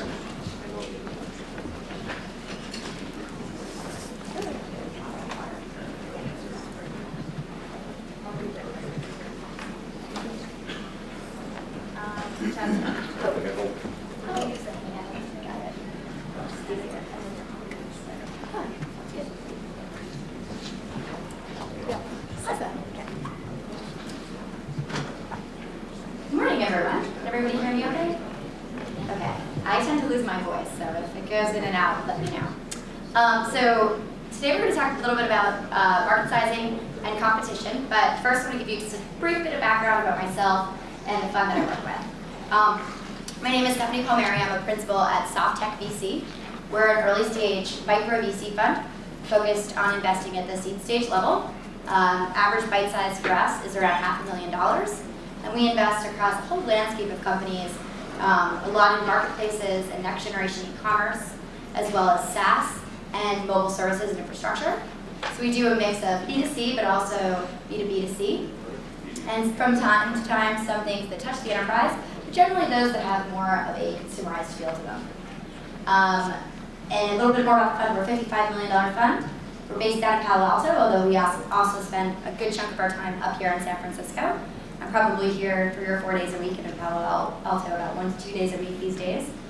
And we invest not only in the Bay Area, but also on the East Coast of New York, out in Boulder, as well as down in Southern California. Okay, so let's dive right into, oops, I didn't realize that was going to be there. Okay, so today we're going to talk about markets. So let me just give you a brief overview. At SoftTech, we have what we call our 3 assets rule. And these are the 3 things that we look for in investments. At bare minimum, you kind of got to meet all 3 of these. So the first is a kick-ass team. Or smart-ass team, sorry, not a kick-ass team, a smart-ass team. And a smart-ass team is obviously a team that has some great knowledge about the market, great background to build the company that they're looking to build. Building a kick-ass product, and so a kick-ass product would be Obviously, a product that matches what the market's looking for, has a sense of design, sensibility. But today we're really going to focus on the big ass market, which is, what I like to say is it's either there or it's not. It's not necessarily easy to be in a big ass market, but it's pretty obvious in a lot of cases whether or not you're operating in a market that is large enough for venture money. And if not, there's a lot of other options for you. But we're going to talk today about how to identify those big ass markets and how to talk about those big ass markets. So how big is big enough? Well, there's two things that we like to think about. The big enough stress test is a $1 billion market. I'm sure some of you have heard this before. But a $1 billion market is sort of the minimum for what we're looking for. Secondly, we want to think about a company and not a feature. So is what you're building actually a large sustainable company, or is it a subset of a broader product or a feature? When we think about this $1 billion, why do we throw that number out? Well, we like to think about it in terms of how big of a company and how big of a corporate do you need to have in your market to reach a sizable company of $100 million in run rate, $100 million in revenue.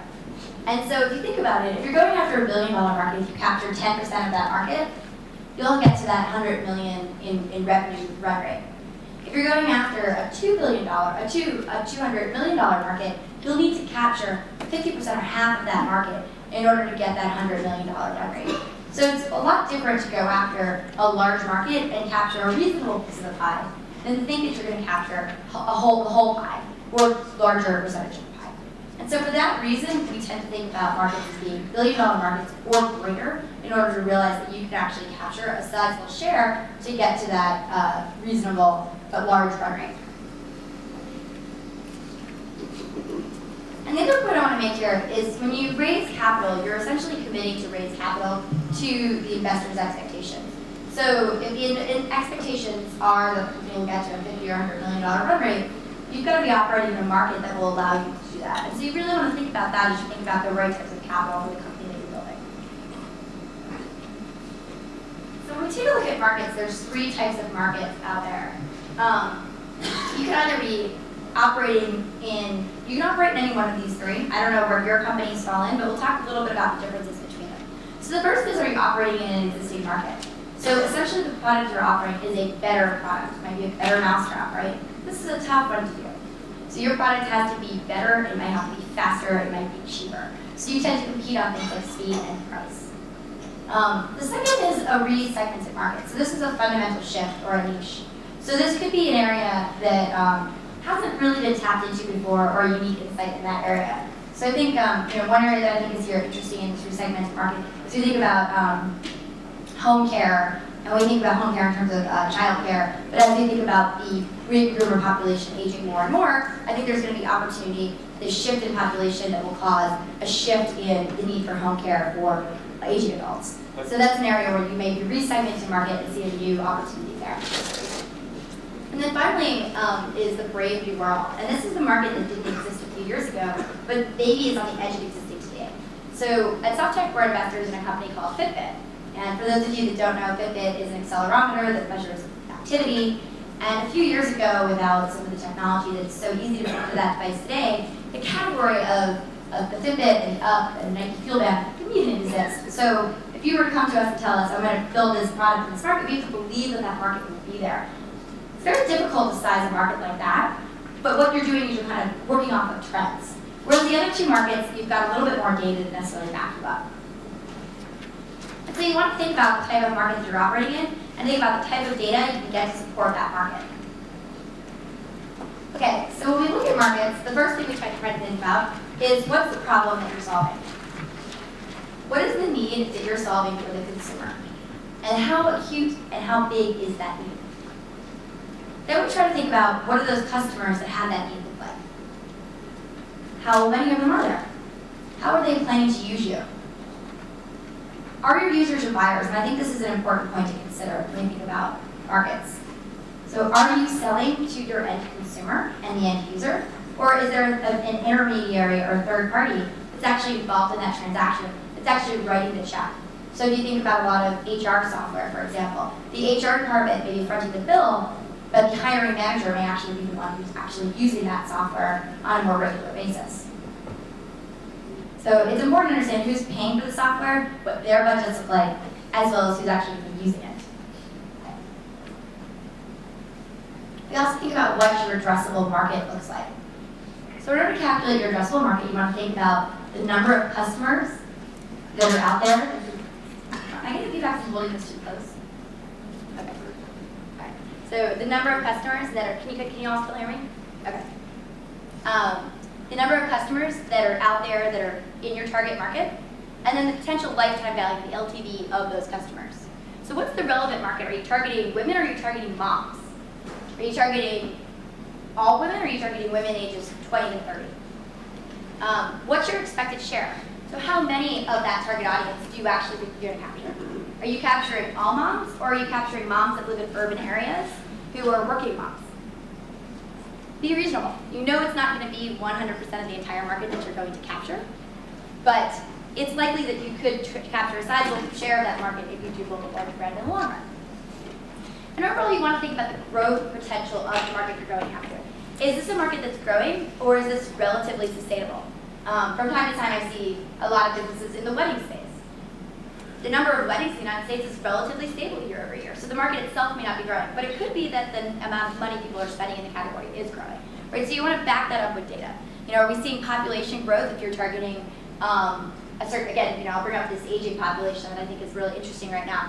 Are you seeing that, you know, is there a larger number of retiring senior citizens out there in the population, and as a result of that, the market for products targeting the aging segment is actually growing. So think about that and how that plays into your story of how you think that market is going to unfold year over year. So there's two ways to actually calculate the size of the market. There's the top-down method and there's the bottom-up method.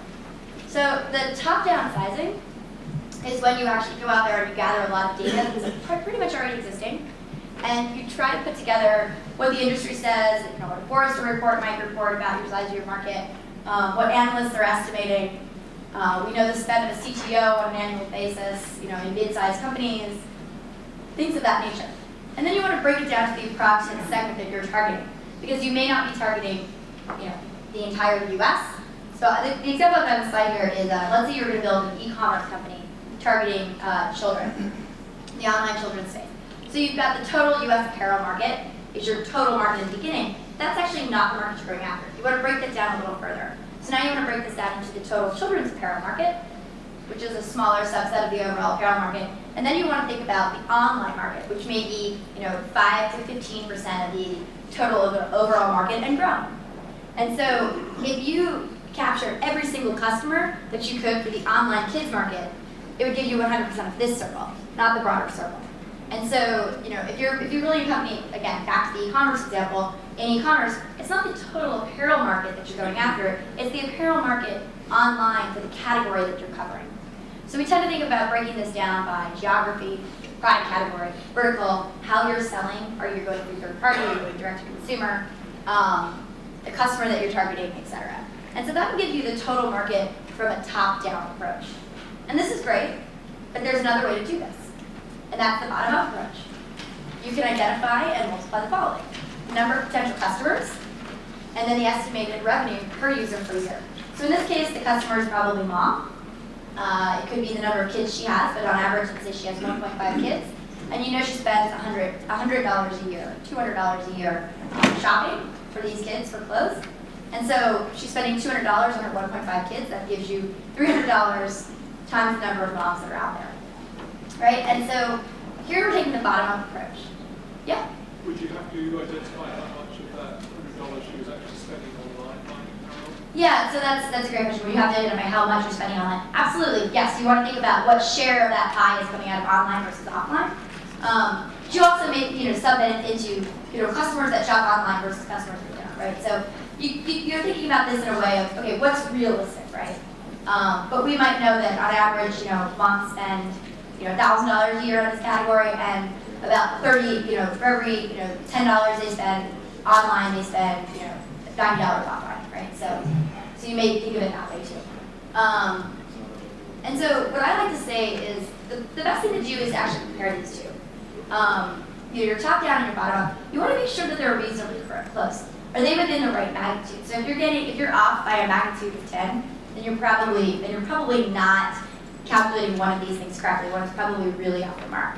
But if if one comes to a $5 billion market and the other one comes to a $5.6 billion market, you're probably in the right range, right? So you want to really take a look at the numbers and say, can I realistically get to this market size in more than one way? And not relying solely on data that everybody else can get out there, but some unique insights you have to the market as well. So a couple tips. It's a lot easier to do this when you know what your customer looks like and you understand their needs, right? If we're both aware of the same thing, it's pretty easy to talk to me about this. I have some reasonable expectations about what I think the right size is. You and I have access to a lot of the same data. If you are actually targeting that last segment, that new market, for even that niche that maybe isn't as clear to an investor, it's really up to you to really demonstrate the use case for this. And so what are the macro trends that actually make you believe that this category is emerging and will be growing at a magnitude that's worthy of building a venture capital company? What kind of assumptions can you make around adoption rates? When you look at early adopters that adopt a new technology, how many years is it before it becomes mainstream, and how do you expect your product and your company to follow that same trajectory? And I think at this point the timing matters. You obviously, being an early on a curve gets you out there from a brand standpoint. Being a little late to the game can be a little bit difficult, right? Early players have a bit of a leg up in terms of, solidifying and defining the category and getting an early user base, whereas somebody who's a little later in the game can look and learn from the insights. So there's advantages and disadvantages to doing both. But I would argue that your timing matters. You can build a great product, but if the market isn't ready for it, the reality is it's just going to be a little too soon, a little too early. And so you want to think about that and think about how you build a product in a company that matches with the technology that's available at the time, the technology that you foresee being available in the future, and what the customer is ready for, and how you approach that customer in a way that they get ready to use your product. At the end of the day, I like to say there's a little bit of creativity, some basic algebra, and a lot of educated guesses. So I wrote on here, it's bullshit, but it shows us how you think about your space. So the reality is, you may or may not capture 10% of this large market. You may end up getting 50% of a not so big market and actually build a much larger company. The reality is what I want to know and what I want to see as an investor is how you think about the market you're approaching. Because I look at you as an expert in your market, and so for me to know that you've kind of put some thought behind this, you have a clear understanding of the customer that you're going after and how you would target that customer and how many of those customers there are and how you reach them in the right channels. That's important for me to understand that you see that, because at the end of the day, I know that you're the one who's going to be creating that company.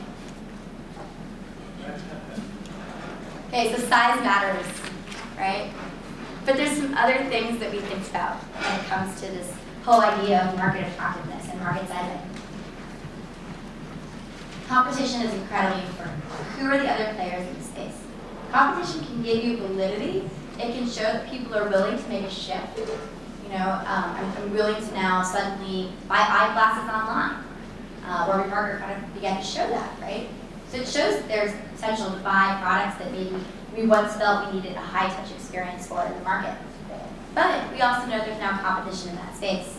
So we think about who the competition is you're going against, how deep-seated that competition is in the market, and how likely or unlikely it is for you to be able to upset that competition. Even if that competition is early, but they may have deeper pockets than you. So will you be able to run faster and run through the competition, even if they're large? Monetization potential is the second one to think about. It's great if you've got a large market that will use your product, but can you make money off of that large market is always the big question. And so, you can have millions of users on an application, but if there's no way to monetize that application, well, the market itself actually isn't really large enough to back an investment. Market growth is obviously something I think that's interesting. Again, that goes back to the point of the market that you're addressing today may be a nascent market. It may be under $1 billion market, but it could be a market that's expected to double in the next 3 to 5 years. And so if you think about the growth that's gone into mobile in the last several years, we could certainly argue that that's been a case of where that's happened. I think there's a number of other categories where we'll see that more and more emerging as we look towards what's going on in the Internet of Things. Market share. So we look at, who's got what piece of the pie and what percent of the market we think you can have. And then I mentioned timing earlier. Is the market ready for your product? Are you ready? Are your customers ready? Are retailers ready to offer your product? How ready is the market to adopt what you're willing to give them right now? Okay, so the second thing we're going to talk a little about is competitive landscape. Any questions before I go on? I'll leave some time at the end for market sizing questions. Okay, so most of you probably have something that looks a little similar to this in a lot of your decks. Right? It's kind of amazing. You've got that top row all checked off. You have every feature. All the competitors you're going up against, they're all missing something, if not almost everything. Or you have one of these, and amazingly, you're always up and to the right. And then there's this. Anyone that's ever seen this one before? This is one of my personal favorites. And I'm not even sure how I would find anybody's logo in one of these. Okay, so let's think about the market. I think, regardless of how you talk about the competitive landscape that you're going after, what you're really trying to do is tell this story of how you explain your startup in the context of the environment in which you operate. And that includes the partners that you work with, it includes the companies that you compete against, and it includes the sleeping giants who keep you awake at night. Right? And so, let's back to that one. And so it's not just about who you directly compete with today, but it's thinking about the overall landscape of the market that you're competing in, and how you believe you fit within that broader ecosystem. And in many cases, like I mentioned earlier, your competition can actually provide some validity for the product that you're trying to build.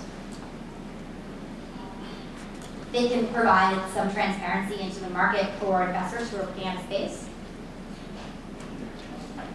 But at the same time, we're also wondering in our back of our head, well, why would Google do this? And why can you do it better? So, when you talk about the competitive landscape and you get to this competitive slide when you're putting together your deck, or the several competitive slides that you're putting together, you want to take a look at the macro environment. So who's been doing this in the past? How has this been done before? So let's say you're talking about marketing automation, and in the past marketing automation was more about automating, could be display and target advertising. But now as we move into an age of video, how are you marketing your video ads? And that may be something that hasn't been done before, but let's talk about who was early in that first phase and how you're kind of moving, how your player is going to be different in that future space. Right? So who was before you? Who is in the market now? And what do you think that market's going to look like in the future, given the type of product you're building and what you see going on in the overall market landscape? You take a look at the competition, who's done it before, who's there now, and then you benchmark yourself against the competition. This isn't just feature by feature, but it's also some of the things like, unique attributes of the team that you have on board. Could be the unique customers that you've already begun to work with. It also means taking a look at, how quickly you can move versus incumbents. Potentially the amount of time in which it takes to bring a customer up to speed. Are you dealing with short sales cycles versus an incumbent that has a much longer sales cycle, or that has a 6-month installation as opposed to a 2-day installation? Right, so those are types of things that we think about there. We'll talk a little about the SWOT analysis and then competitive advantage. So in terms of the macro environment, this is what's going on in the economy, what's going on in the political realm. So what are some of the trends that we're seeing that actually may offer an interesting opportunity in your market, a change to your market? Could be cultural shifts, social shifts. Certainly as we look towards, changes in the workplace. How does the shift of workers being able to do more flex time, and how does that impact some of the tools that you may be building? And recent innovations. So the fact that I can easily put a chip in a device and enable my home is something that's certainly very interesting. It's something we weren't able to do several years ago. And finally, thinking about regulation and legislation. So is there a regulatory environment that's going to work in your favor or against your favor? How reliant are you on that? if you're building a company in the ed tech sector, and you're an education company focused on hitting certain national test standards, and there's money there for those types of companies. How do you qualify to get that? What's the likelihood that that money will be there in the long run? How reliable are you on that particular money, or how guaranteed is it that you're going to get it? So essentially, you want to think about all of those macro trends, and then you want to move down to thinking about the competition. So you want to know the ecosystem that's surrounding your startup. So this is your direct competitors, your indirect competitors, and potential entrants. So who you think might build a product like you. Whether it's teams that you've identified that you happen to know of that left companies that might do something similar, whether it's an existing incumbent company that doesn't have a product offering in the space, but you believe may. What kind of market intel can you gather on those types of things? Knowing for the fact that many investors you talk to may be able to call up friends and ask, hey, are you working on something similar? And what's the likelihood you think this company will go into this space? You also want to think about your suppliers and your partners. Is there someone, A, who can provide you with the technology you need to build your product? Where are those people? Can they scale as quickly as you? Who are you going to partner with? Who's going to be a distribution channel for you? Are you reliant on, again, going back to the ed tech, are you relying on school districts to be a distribution partner? Or can you go direct to the teachers? What are the substitutes for your products? So a lot of times, companies will come to us and they say, you're solving this big problem. Oh, wow, that sounds like a really big problem, but how are people doing it before? Because, I can't imagine that sounds really painful. So what was the alternative before you came along? What's the thing they're doing now? And maybe it isn't directly that. So I'll give you an example. Let's say you're building something to, let's say you want to be a video aggregator, and you want to aggregate videos around the web. Well, how do people discover videos before? Were they using other aggregators? Were they, are they going to different sites and setting up their own feeds? Like, what was the way they're doing it today? And then how are you changing the way that they're doing it? And is that change big enough? You want to think about the magnitude of that change. And then finally, the customers. Who are the people that will buy your product? Who are the people that will use your product and who will pay for your product? And how are those individuals changing? Okay, so is the company that you're building in any one of the following areas? Is it an area that's considered very crowded? Are you hearing that it's fairly complex? Or is it scary to investors? Is it one of those spaces where, oh, we're not going to go near it, we don't invest in X. So we don't invest in travel, right? It's super crowded. Or a few years ago, at SoftTech, a few years ago, we had not done a single investment in the ed tech market. Now we've done 3 and we have several more in the online learning space. Ed tech was a very scary category to investors, but now there's new ways to go to market. And so when you realize you're hearing these things about your market, where either an investor doesn't have enough information because they're not as much of an expert as you are, or it's actually a confusing space where there's a lot of players that feel like they're doing similar things, that's when I say it's smart to think about making an ecosystem slide. You want to show us how much you know about the market without making us feel dumb, and you want to really own your knowledge of that space.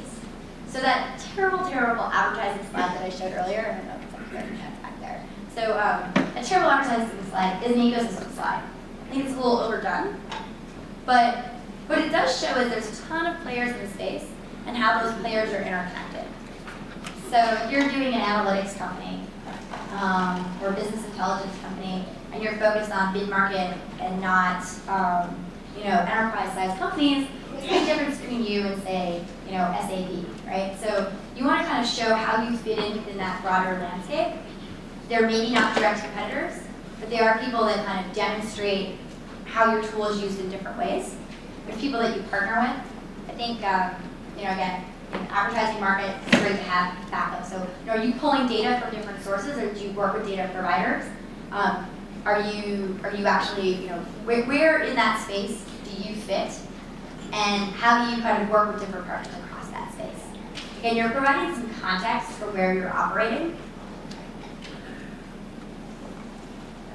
Okay, so a little bit about competitive analysis. You might build one of these grids. I would say, you don't necessarily put this in your deck, but when you want to think about how you're different, so let's say you're sitting here and you're bringing me a company that I've seen 10 other companies in the space. You're doing a local loyalty company, right?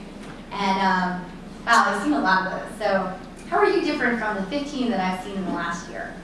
So you don't necessarily put this in your deck, but what you do want to do is think about all the people that are in your space.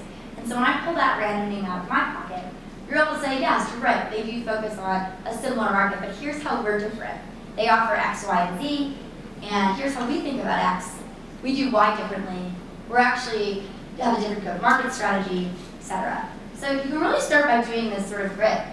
You know, you think about like all of the features you have. Now, admittedly, I see a lot of this like, oh wow, you have all of these features and they have none. Think about what they have that you don't offer to it, right? You know, where are the gaps in your product, or where are the things you don't offer but you don't think you need to offer in order to have a viable product, right? And I'm here just to read this out for everybody in the audience. So, you know, it could be your product feature set, it could be the customers that you're going after, it could be the market share that you or they have, it could be a distribution strategy, it could be a differentiation in technology, it could be the way you price your product, it could be resources, right? Are they well funded or not? And that's something you want to think about. Like, are you going up against someone who's just closed a $10 million round? You know, you're raising your seed round. So what impact does that have on the conversation that you're having? And how do you think about that in the context of, you know, an investment meeting? So if you come to me and I know a company in your space has just raised their Series B, I might say, well, if so-and-so has deep pockets, it seems like they can do this, they're sort of already playing in that space, why do you think you have the advantage? So being able to have this sort of checklist in your head and to be able to kind of address point by point things that I might know as someone who may have actually seen and passed on some of those companies in the past, I think is very important. The other thing that's classic is like this classic SWOT analysis. And this is where you position your company in terms of strengths, weaknesses, opportunities, and threats. And again, this isn't a slide that you put in, but it's a way that you can kind of think about the company that you're building and think about how you want to talk about why you will succeed in the market. So strengths are why you kick ass. And as you can see, I've circled execution. Because at the end of the day, that's actually probably the most important piece that will demonstrate that you can win it. So what have you been able to execute before raising that seed round? What do you execute during that seed stage to get your Series A? And so on and so forth, right? But the other things we're thinking about in terms of your strengths, obviously we want to see your team as a strength. We want to see the technology. You know, is that a differentiator for your company? How scalable is the company? What kind of advantage does scalability give you? How does your customer acquisition and retention look? How do you think about that? What advantages do you have in terms of making your product very sticky? And how do you think about distribution? What distribution partners do you already have in place today? But again, it all goes back to execution.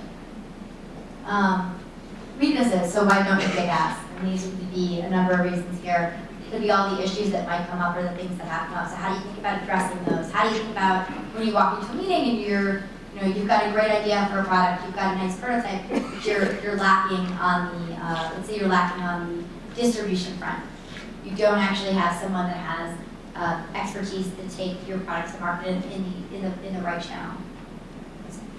And so essentially, you want to think about how you address that, how you build out that team in that seed round. Question? So you said your team normally does ask to see this included in the slide deck? This kind of, no, I think this is, so my point with this SWOT analysis is like, this is not something I would be putting in your deck. I think this is an exercise that you should be thinking about in your head. What are the things we're good at as a team? You're building it, right? So things we're good at as a team, things we're missing, right? So where do I think investors are going to have questions? Where am I hearing investors get stuck on a lot of questions? You know, why do I think we're going to do well? And then, you know, we get to threats.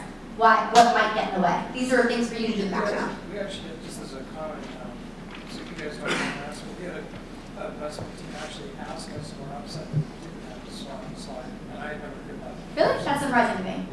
Yeah. Usually I don't see these in decks. We didn't have this slide. A SWOT analysis? That's right. That'd be for a seed stage company. That would be pretty. It'd be really unusual for me to see this in your deck. I'm just curious, like, to hear what you guys asked. Yeah, no. You know, why don't I save that to the end, and I'll tell you the slides that we typically see in a presentation. But yeah, so the reality is, like, again, just to clarify, this is something that I wouldn't necessarily expect to see in a deck. But what I think you want to do is it's an exercise for you to go through to say, here's what works for us. Here's where we know we have some gaps we want to fill in.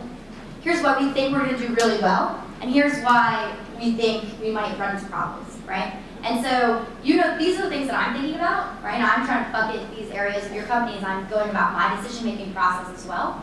And so, for you to think about these things in advance of these meetings, and to enhance these kind of buckets in your head or on, in the background as you go about each meeting, you get more and more feedback. I think that's helpful. I certainly generally don't see I don't see this put together as like a traditional slide like this. What I do see sometimes is you will definitely tell me, these are the key hires we want to make, and this is why. You may tell me, obviously you're going to tell me the opportunities that you think you're going after. In terms of the threats, you may address some of the threats, and I think some of that is, what are the obvious questions that you know are going to come up that that if you sit in there, I'm going to say to you, well, I'm not really there's huge legal risk here, for example, in your company. So how do you get around that legal risk? And how do you see yourself if this particular piece of legislation that you're relying on doesn't get passed, right? So you may put a slide in to address that specific thing because it's really big. But at the end of the day, this is background stuff that you'll do. Okay, so competitive advantage, just very quickly, because I know we're running kind of a little short on time. These are the barriers to entry that kind of will prevent other people from competing with your company. So what you're looking to do is create a long-term sustainable advantage. And this means you're continuing to move forward by learning about your customer, learning about the market, and continuing to innovate on what you're learning, right? And so this is where this execution piece comes in. It's about being excellent in terms of keeping your eye on the ball and continuing to move forward and paying attention. So when you release a product, it's paying attention to what's going on in the market and how the market's adopting it. And also paying attention to what your competition is doing. A little bit of competition is healthy. It's a good thing. Don't obsess about it. You want to know what they're doing, but at the end of the day, you want to focus on what you're looking to build, and the customer that you're going after. And so that's the most important thing, right, is the customer. But you still, in the background, you're looking at what the competition is doing, you're aware, you're paying attention to that. But just because the competition launches a new feature doesn't mean you have to match them in that feature, right? So you know the direction that you're taking the company, you're talking to your customers, you're ahead of the game in terms of what they need. And so I wouldn't get tripped up with every little announcement you hear from the competition. So just a little quick perspective. I joke around this one, but so who do you compete with? We'll ask you who you compete with today. And then really what I'm asking is how are you different from the 15 other companies I've seen in your space, right? Because in a lot of cases I know who those companies are, but I want to see if you're going to tell me about them. Who will you compete with tomorrow? This is my question of well, why isn't Facebook going to do this, right? Or why isn't Pinterest going to do this? I'd like to better understand how you're different, what's your competitive advantage. So this is a joke, but sorry I was busy using my new iPhone. This is an old phone, my iPhone product. When you just told me about it just now. So, make sure people are paying attention. If you see you're losing an investor, how do you kind of hook them back into something interesting? And then finally, so-and-so just raised $50 million from these 10 firms. How are you differentiated? So your competition has deep pockets, right? So will anyone be willing to fund you in the next round? Who will actually be able to fund your company?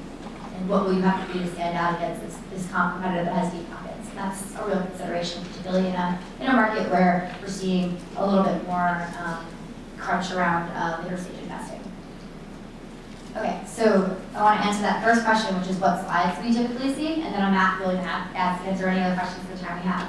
So typically we see a team slide, we see a problem slide, a solution slide.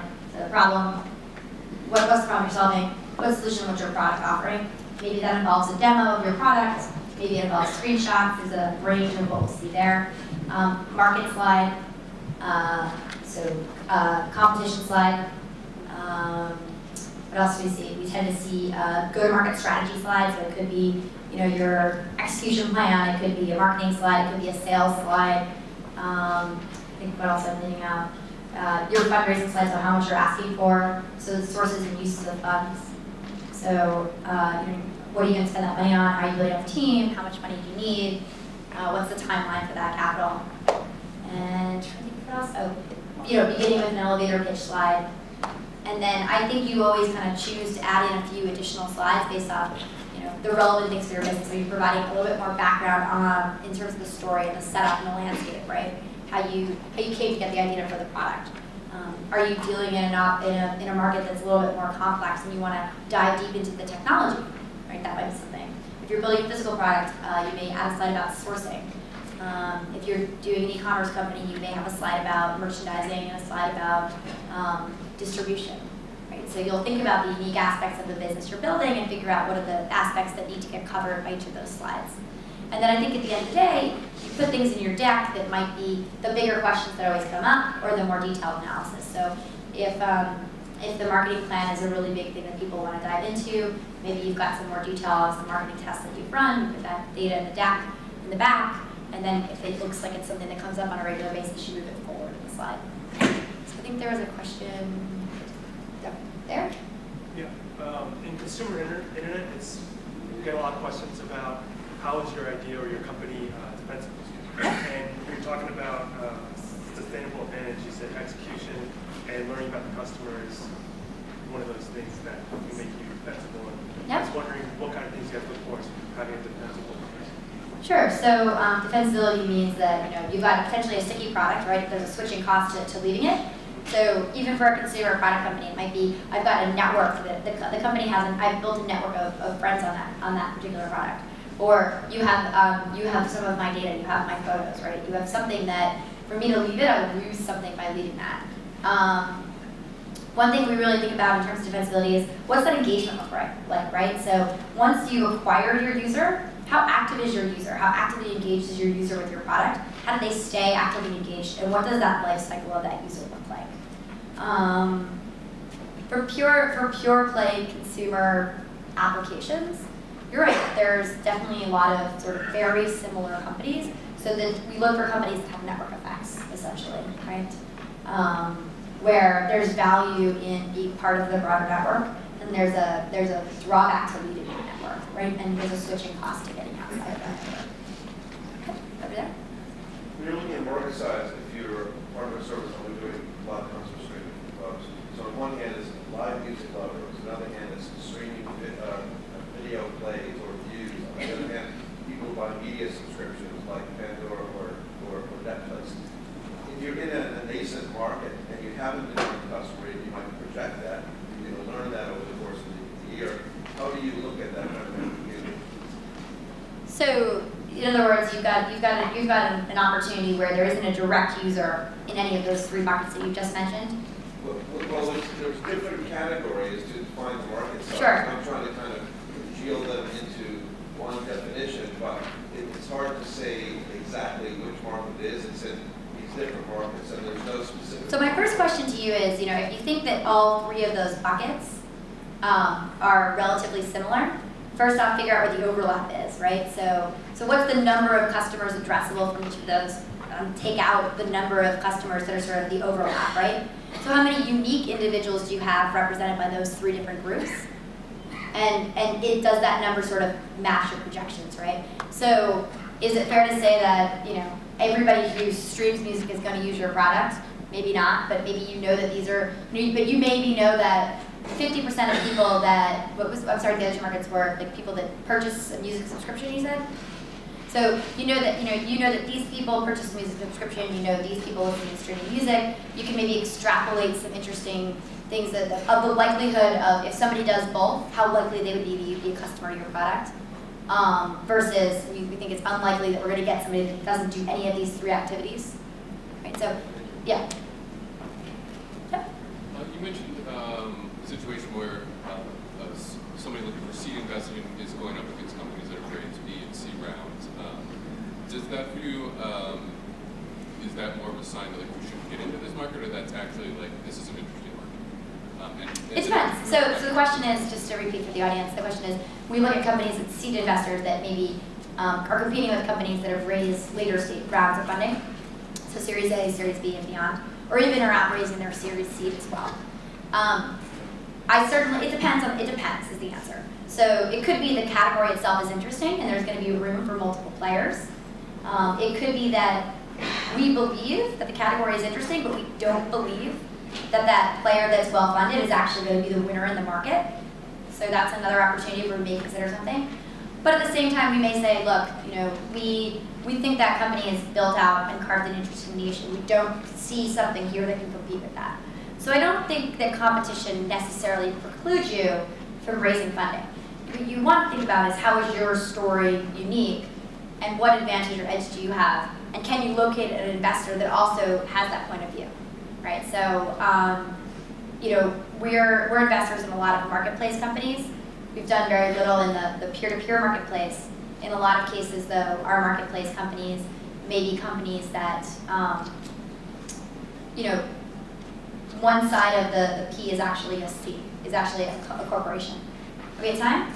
Okay. So does that make sense? Okay. So sorry, there's no more time for questions. I got the time out. So great to meet all of you today. Hope this was helpful. And you can follow me on Twitter at Steph Palmieri. Thanks so much.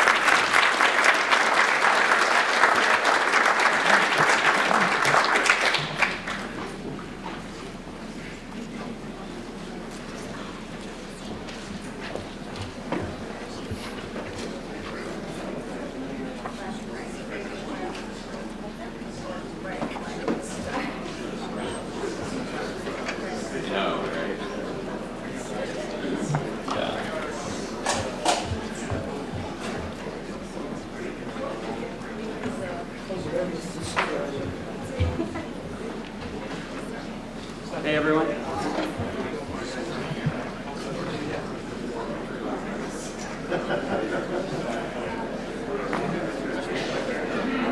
Hey everyone, I'm the last session, Sean Jacobson. Excited to be here. I'm at Emergence Capital. We're a VC focused on the software as a service space. We've been around for 10 years. We've invested in companies like Salesforce, Yammer, Box, Lithium, Viva Systems, Usended, and others. And we just raised our third fund, a $250 million fund. We started investing at the end of last year. And I joined the firm around that time from one of their portfolio companies, Usended.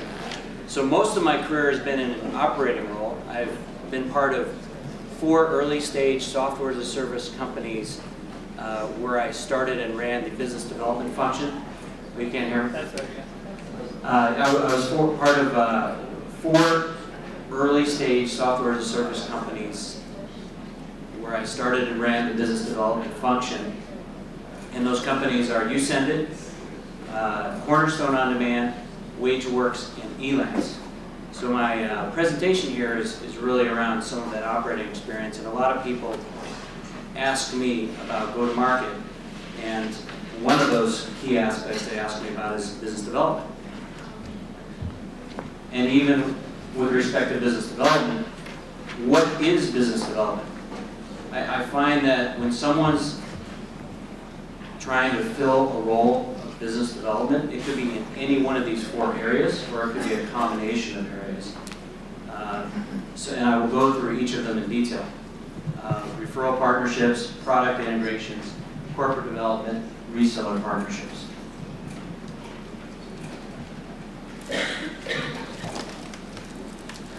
And this is the first one, referral partnerships. And in some ways, this might be the easiest way to get started on doing business development. It creates a win-win for both sides without a lot of investment. And if you could partner with another complementary product-oriented company, you could partner with a services company, or both. And the most important point on this slide is having an equitable referral volume, where even if you're a startup, if you're close enough to someone else's business, you should be able to send them business as well that's complementary to them. So I can give you a couple examples where this works really well. So TrustNote is a company I recently joined the board of. They're focusing on the insurance vertical.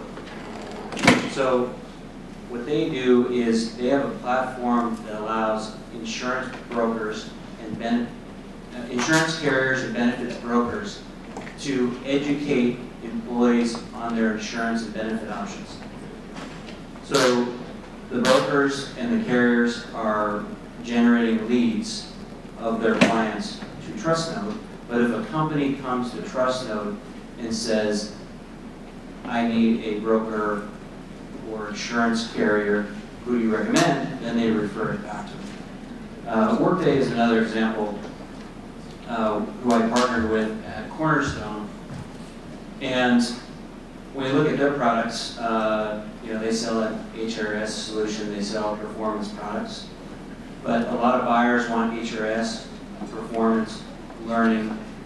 And so Cornerstone had a learning solution. So anytime a company came in, they wanted an HRS product, we would refer it to Workday. Anytime a Workday customer came in and said, we need a learning product, we refer it to Cornerstone. That was very equitable and ended up being our best referral partners when I was at Cornerstone. And then here's another category of business development, product integrations. And there's a couple different ways to look at it. Either you are trying to integrate it into someone else's platform, or eventually you are creating a platform that others want to integrate into. But I'm assuming at this point in time, you're more just wanting to integrate into someone else's platform. So if you, so the most important point here would probably be the third point. You want to identify a partner that has become the de facto leader in a space that you want to participate in. So I mentioned a few of them here, Salesforce, Box, and Yammer on the B2B side. Salesforce has gotten a huge swath of companies that are using the products. And now they have tens of thousands of companies that are integrating into their platform. So the ones that actually get any sort of leverage out of that on a distribution standpoint are those that help their sales reps sell more of their own products. So an example might be a company like Exactly. So Exactly happens to be a sales compensation product that Salesforce uses internally. And a lot of times their sales reps see a deal for the CRM products that Salesforce sells. And the customer says, I want a CRM product and I want a compensation product all together at once. So that is obviously helping Salesforce sell more of that product, of their own product, and then they become very educated on that other product. And they may sometimes lead with a compensation product if that's the first foot in the door, and then upsell their own products. Box and Yammer are doing the same thing. By becoming the de facto center of the ecosystem that they play in, they want other companies to integrate to that platform. It helps both sides. It'll help you as a startup by integrating to them, is that you have access to their customer base to some level, but also when your customers are asking you to integrate to this product, to that product, it'll be much easier for you to sell your own product.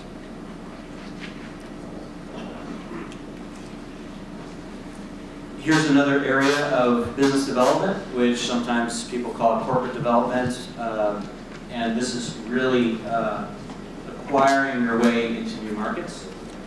I was at WageWorks before, and a big aspect of our growth was acquiring companies that sold complementary products to us, or were in markets that we weren't in. And what WageWorks is an employee benefits solution, and employees by nature are very sticky with whatever provider they're using. So if we are to get certain customers, the only way to get them sometimes is to acquire the vendor that that customer is working with. So WageWorks acquired about 7 companies when I was there, and since I left several years ago, they've done probably another 10. Exactly who I mentioned, they're out there in the market, and they had significant pricing pressure against Centid. Those are the 2 big players in the sales compensation market.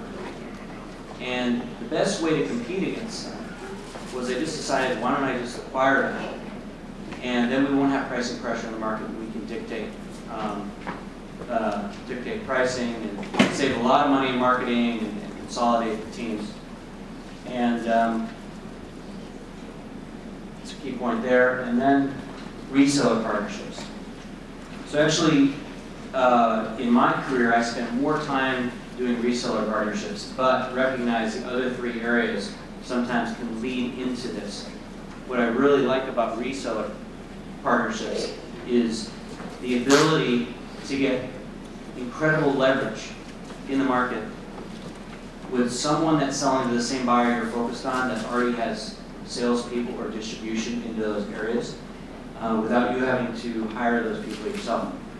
So, I'll give some examples. Cornerstone On Demand, I mentioned before, HR software focused on performance, learning, recruiting. So what I realized on our direct sales force was focused on North America primarily, and a little bit in Europe, and then primarily large enterprises. So that left open a huge swath of the market that we couldn't attack without resellers. So I focus on getting us resellers in Asia Pacific, in Latin America, covering small businesses, and covering certain verticals where we didn't have expertise. So those that sold to the public sector, healthcare, education, and a few other areas. So when you look at what direct sales is going after and our indirect efforts, we have full coverage in the market. And we could outflank our competition a lot easier. So if we actually locked up a partnership, usually those partnerships are exclusive, and that means our competitor can no longer work with them. In a lot of cases, I reached out to some of the folks our competition was working with and got them to switch. So not only are we getting distribution, our competitors lose distribution at the same time. And then Adaptive Planning's got an interesting model too, is over 50% of their revenue comes from resellers. And they do have one, Adaptive Planning is a financial application that CFOs buy to replace Excel for planning and analysis. But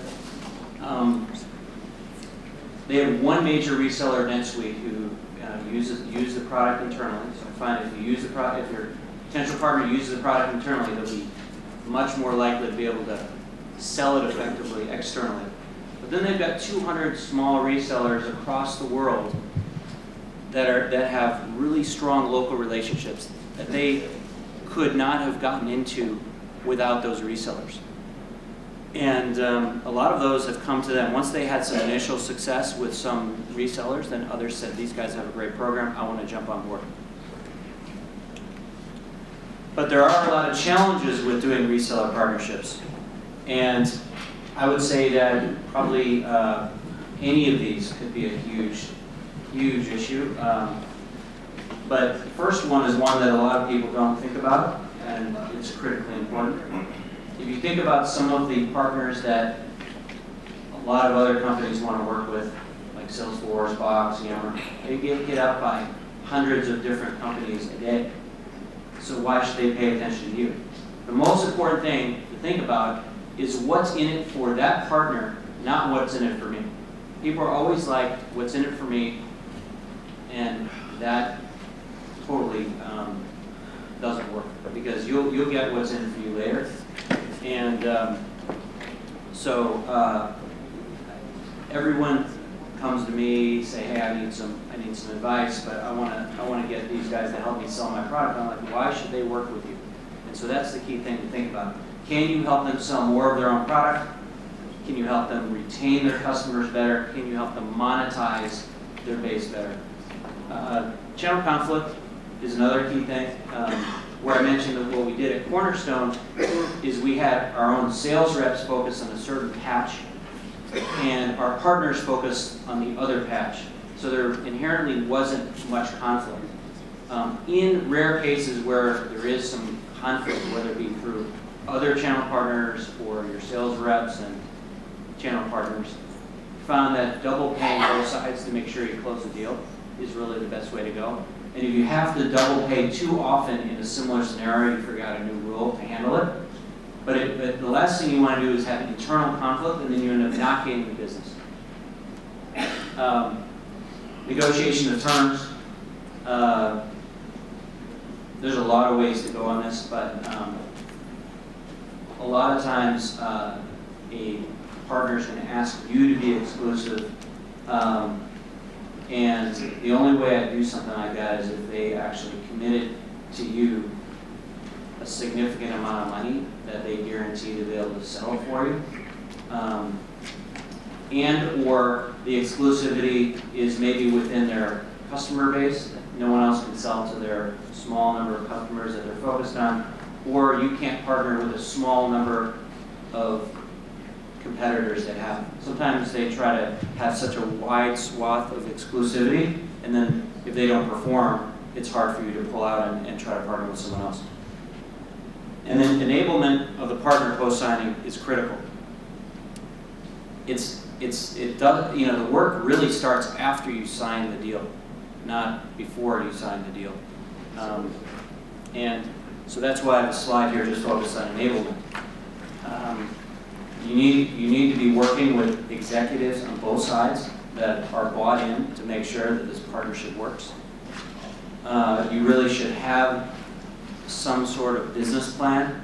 You know, identify who are the key people on both sides, the timelines for them to get involved, the expectations. So on a monthly basis, you can track if you are meeting those metrics or not, rather than waiting a year from now and saying, oh, we didn't meet the numbers we expected. If you have metrics and assumptions that lead to eventual success, you can track how well you're doing on a real-time basis. You need to invest in training resources. It depends on who you're training at the partner. If you're part of a software company and there's installations, you need to train their salespeople, the business development team, marketing, customer support, account management. But once it becomes core to what they do, then hopefully you're fairly hands-off with them. And I think the most important part of this slide is the last one. Start with small wins. If you're potentially partnering with a company that has, let's say, 500, 1,000, 2,000 salespeople, you can't possibly expect them all to sell your product right away. Most important thing is to identify some early adopter sales reps that you can work with and make it, and those wins can be promoted across the rest of their sales reps. And those successes will breed more successes. People say, wow, look how much money that person made, look at they hit their quota. It really makes it a lot easier. And it's better to do that than trying to spread yourself too thin. And that ramp-up process can be really quick if you do well in the early days. And this is the final slide, tips for launching business development. You definitely want to make sure your organization is set up to have a business development function. It takes a lot of resources. You get a ton of leverage for it. I think these last 2 points are really important to think about. If you've got a software product and the reseller that you're targeting has never resold someone else's software product, it's unlikely you'll be able to teach them how to do it, and you'll have to start from scratch with them. It's better off to work with those that have success selling other products, and they already have a playbook internally.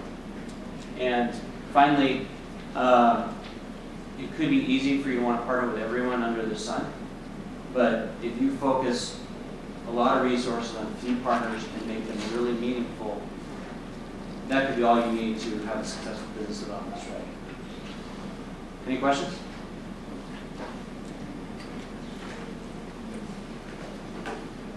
I'm a startup, and I would love to partner with some bigger companies that can help me sell my service. But how can I minimize my risk to them, because they're taking a chance on me? I'm a startup while they're established. Can you give me some advice on minimizing how I can at least show them that I'm minimizing risk for them? It's a good question. So startup wants to minimize the risk for a larger potential partner. I'd have to understand your situation a little bit better, but the key is starting with some small wins. I know this is hard to completely always do, but there's a company that I thought did really well. If you know the company Case, K-A-C-E, they're like, we really want to work with Dell. But how are we going to get their attention? Everyone's trying to work with Dell. So what do? They actually found some opportunities that they closed, and they said, hey Dell, you want to get credit for these deals? You can we'll put them all on your paper. I know you did none of the sales work, but we'll give you the revenue, and if we do this, can we earn the right to now educate your sales reps on the product? And so they did that for a couple of quarters. Their sales reps realized, wow, these products work really well together. And it inverted. All of a sudden, 2 quarters later, it was all Dell bringing in the deals. Then they realized it was so super strategic for them that Dell ended up buying the product. So I mean that's one example. But as I mentioned before, there's some getting to a reseller partnership could involve several stages. We had a partnership at Cornerstone with ADP, which is Cornerstone's best partner now, reseller partner. But we didn't start there. Where did we start? We started with a referral relationship.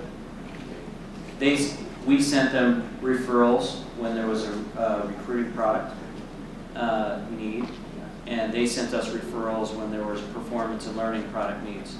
So we sent deals back and forth, saw that the companies worked well together, and then it escalated from there. Or you could get to know them by just integrating their products and seeing that there's a fit. And I've also found a creative way of, you do that integration, they all have APIs for you to integrate towards, and you could, if you end up having a lot of joint customers. So let's say Box, for instance. A lot of people want to partner with Box, but you built the integration. Now you found that a lot of your customers like your product and Box together. You go to Box and say, hey, I've got 50 mutual customers. Can we just sit down and I want to do what's right for our mutual customers? So it totally changes the whole conversation, and then that gets into them getting to know you better. Hi there. So you kind of intimated a little bit about how sort of revenue gets shared between partners. So with respect to a sales team, how do you deal with compensation if they're referring business to one of your partners? How do you work that kind of deal? So the question is, how do you compensate sales reps that are referring deals to the partner? So it's a good question. So I guess this is in a referral partnership standpoint. So let's, I'll just use some numbers. So what a common percentage for referrals is 5 to 10% of first year revenue.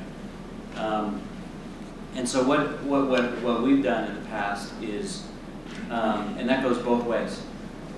So let's say in this example, the sales rep refers a deal to the partner, the deal closes, the partner pays us 10%. So what we would do in that situation is 5%, so half of that amount will go to your sales rep, paid from the vendor. The other half we will take and devote toward a co-marketing budget to generate more leads for each other, do events together, do email blasts, webinars. Any other questions?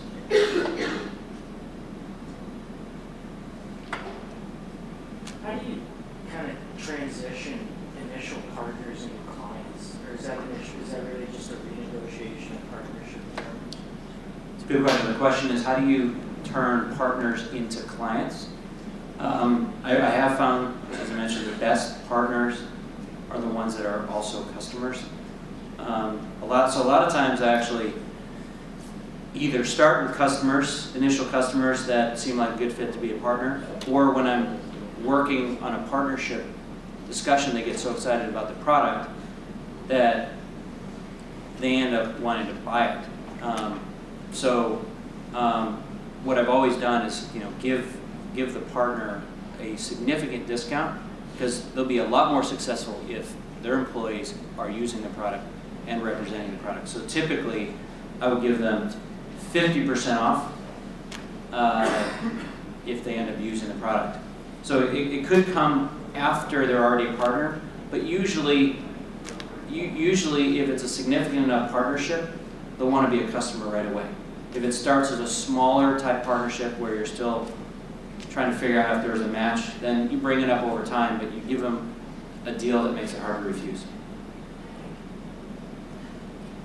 So as a VC, if I want to actually outsource my sales to a partner based on targets, so they make a target, they can have exclusivity. If we don't make the target, we can open up to other folks.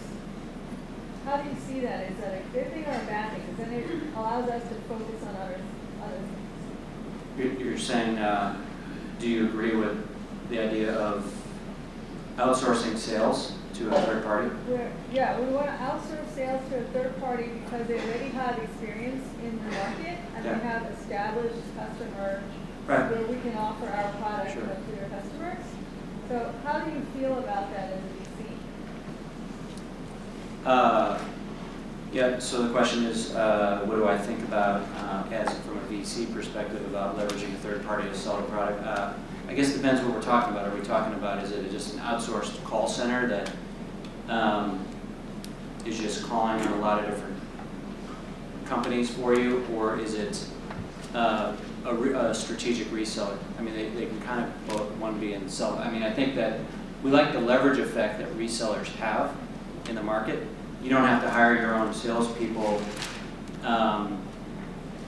They're already calling on their own customers. It's a lot easier. They say it's 7 times easier to sell a product to your existing customer than to someone that you have no relationship with.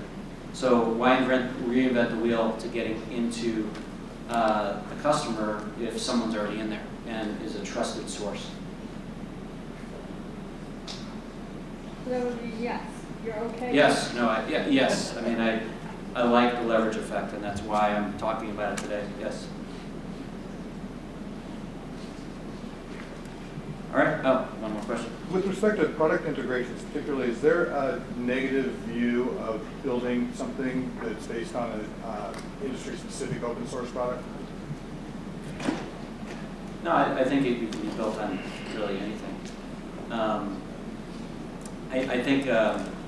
I mean, one thing I'd mention that that I'm starting to see is companies.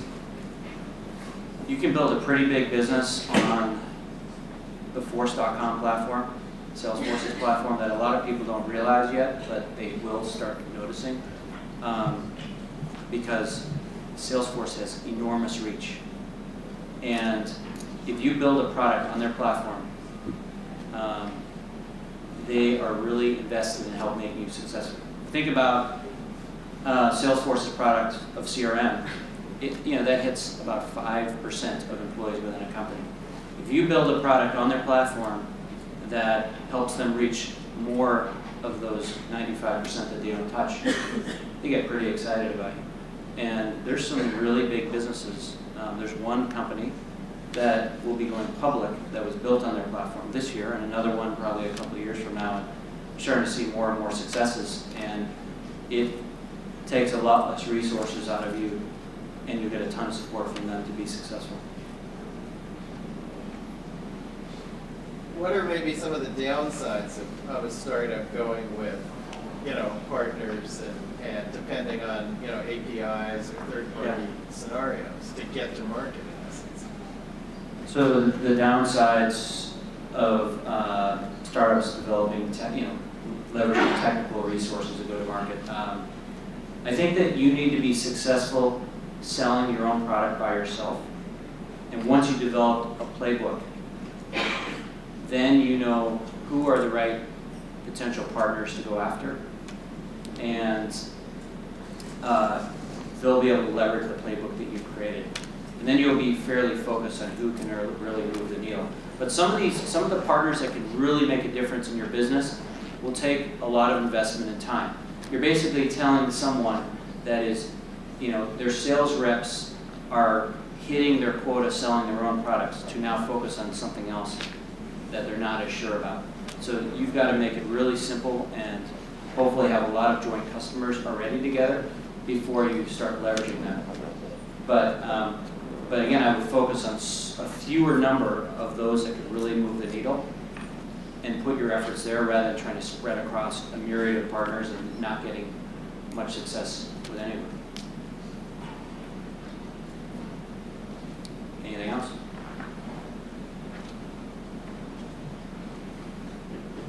Have you had any situation where you have dealt with white labeling products? Question is, have I done white labeling a product? Yes.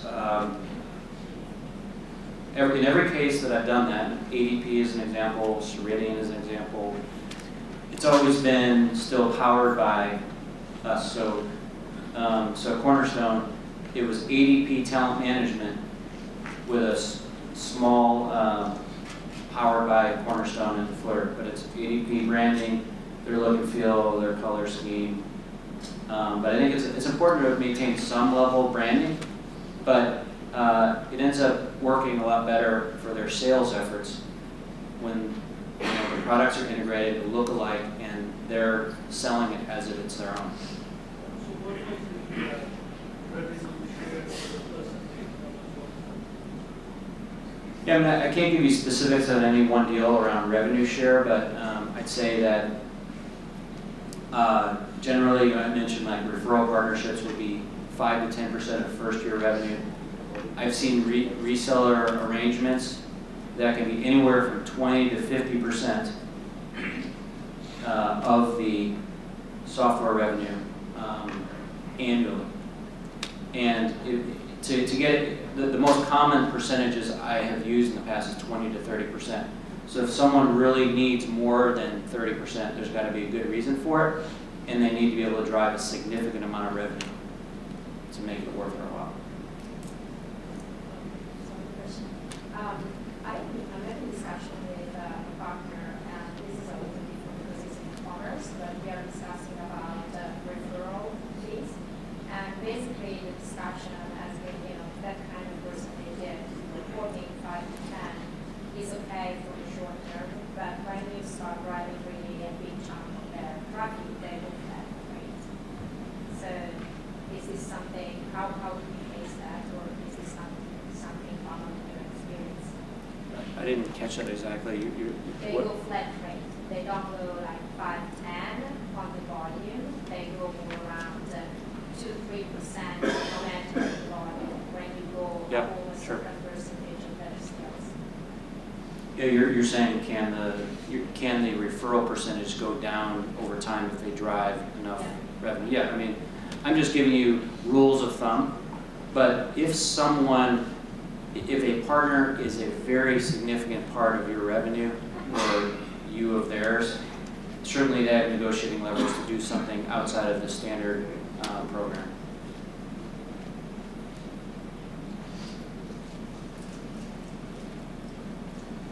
All right, well, thanks, everyone.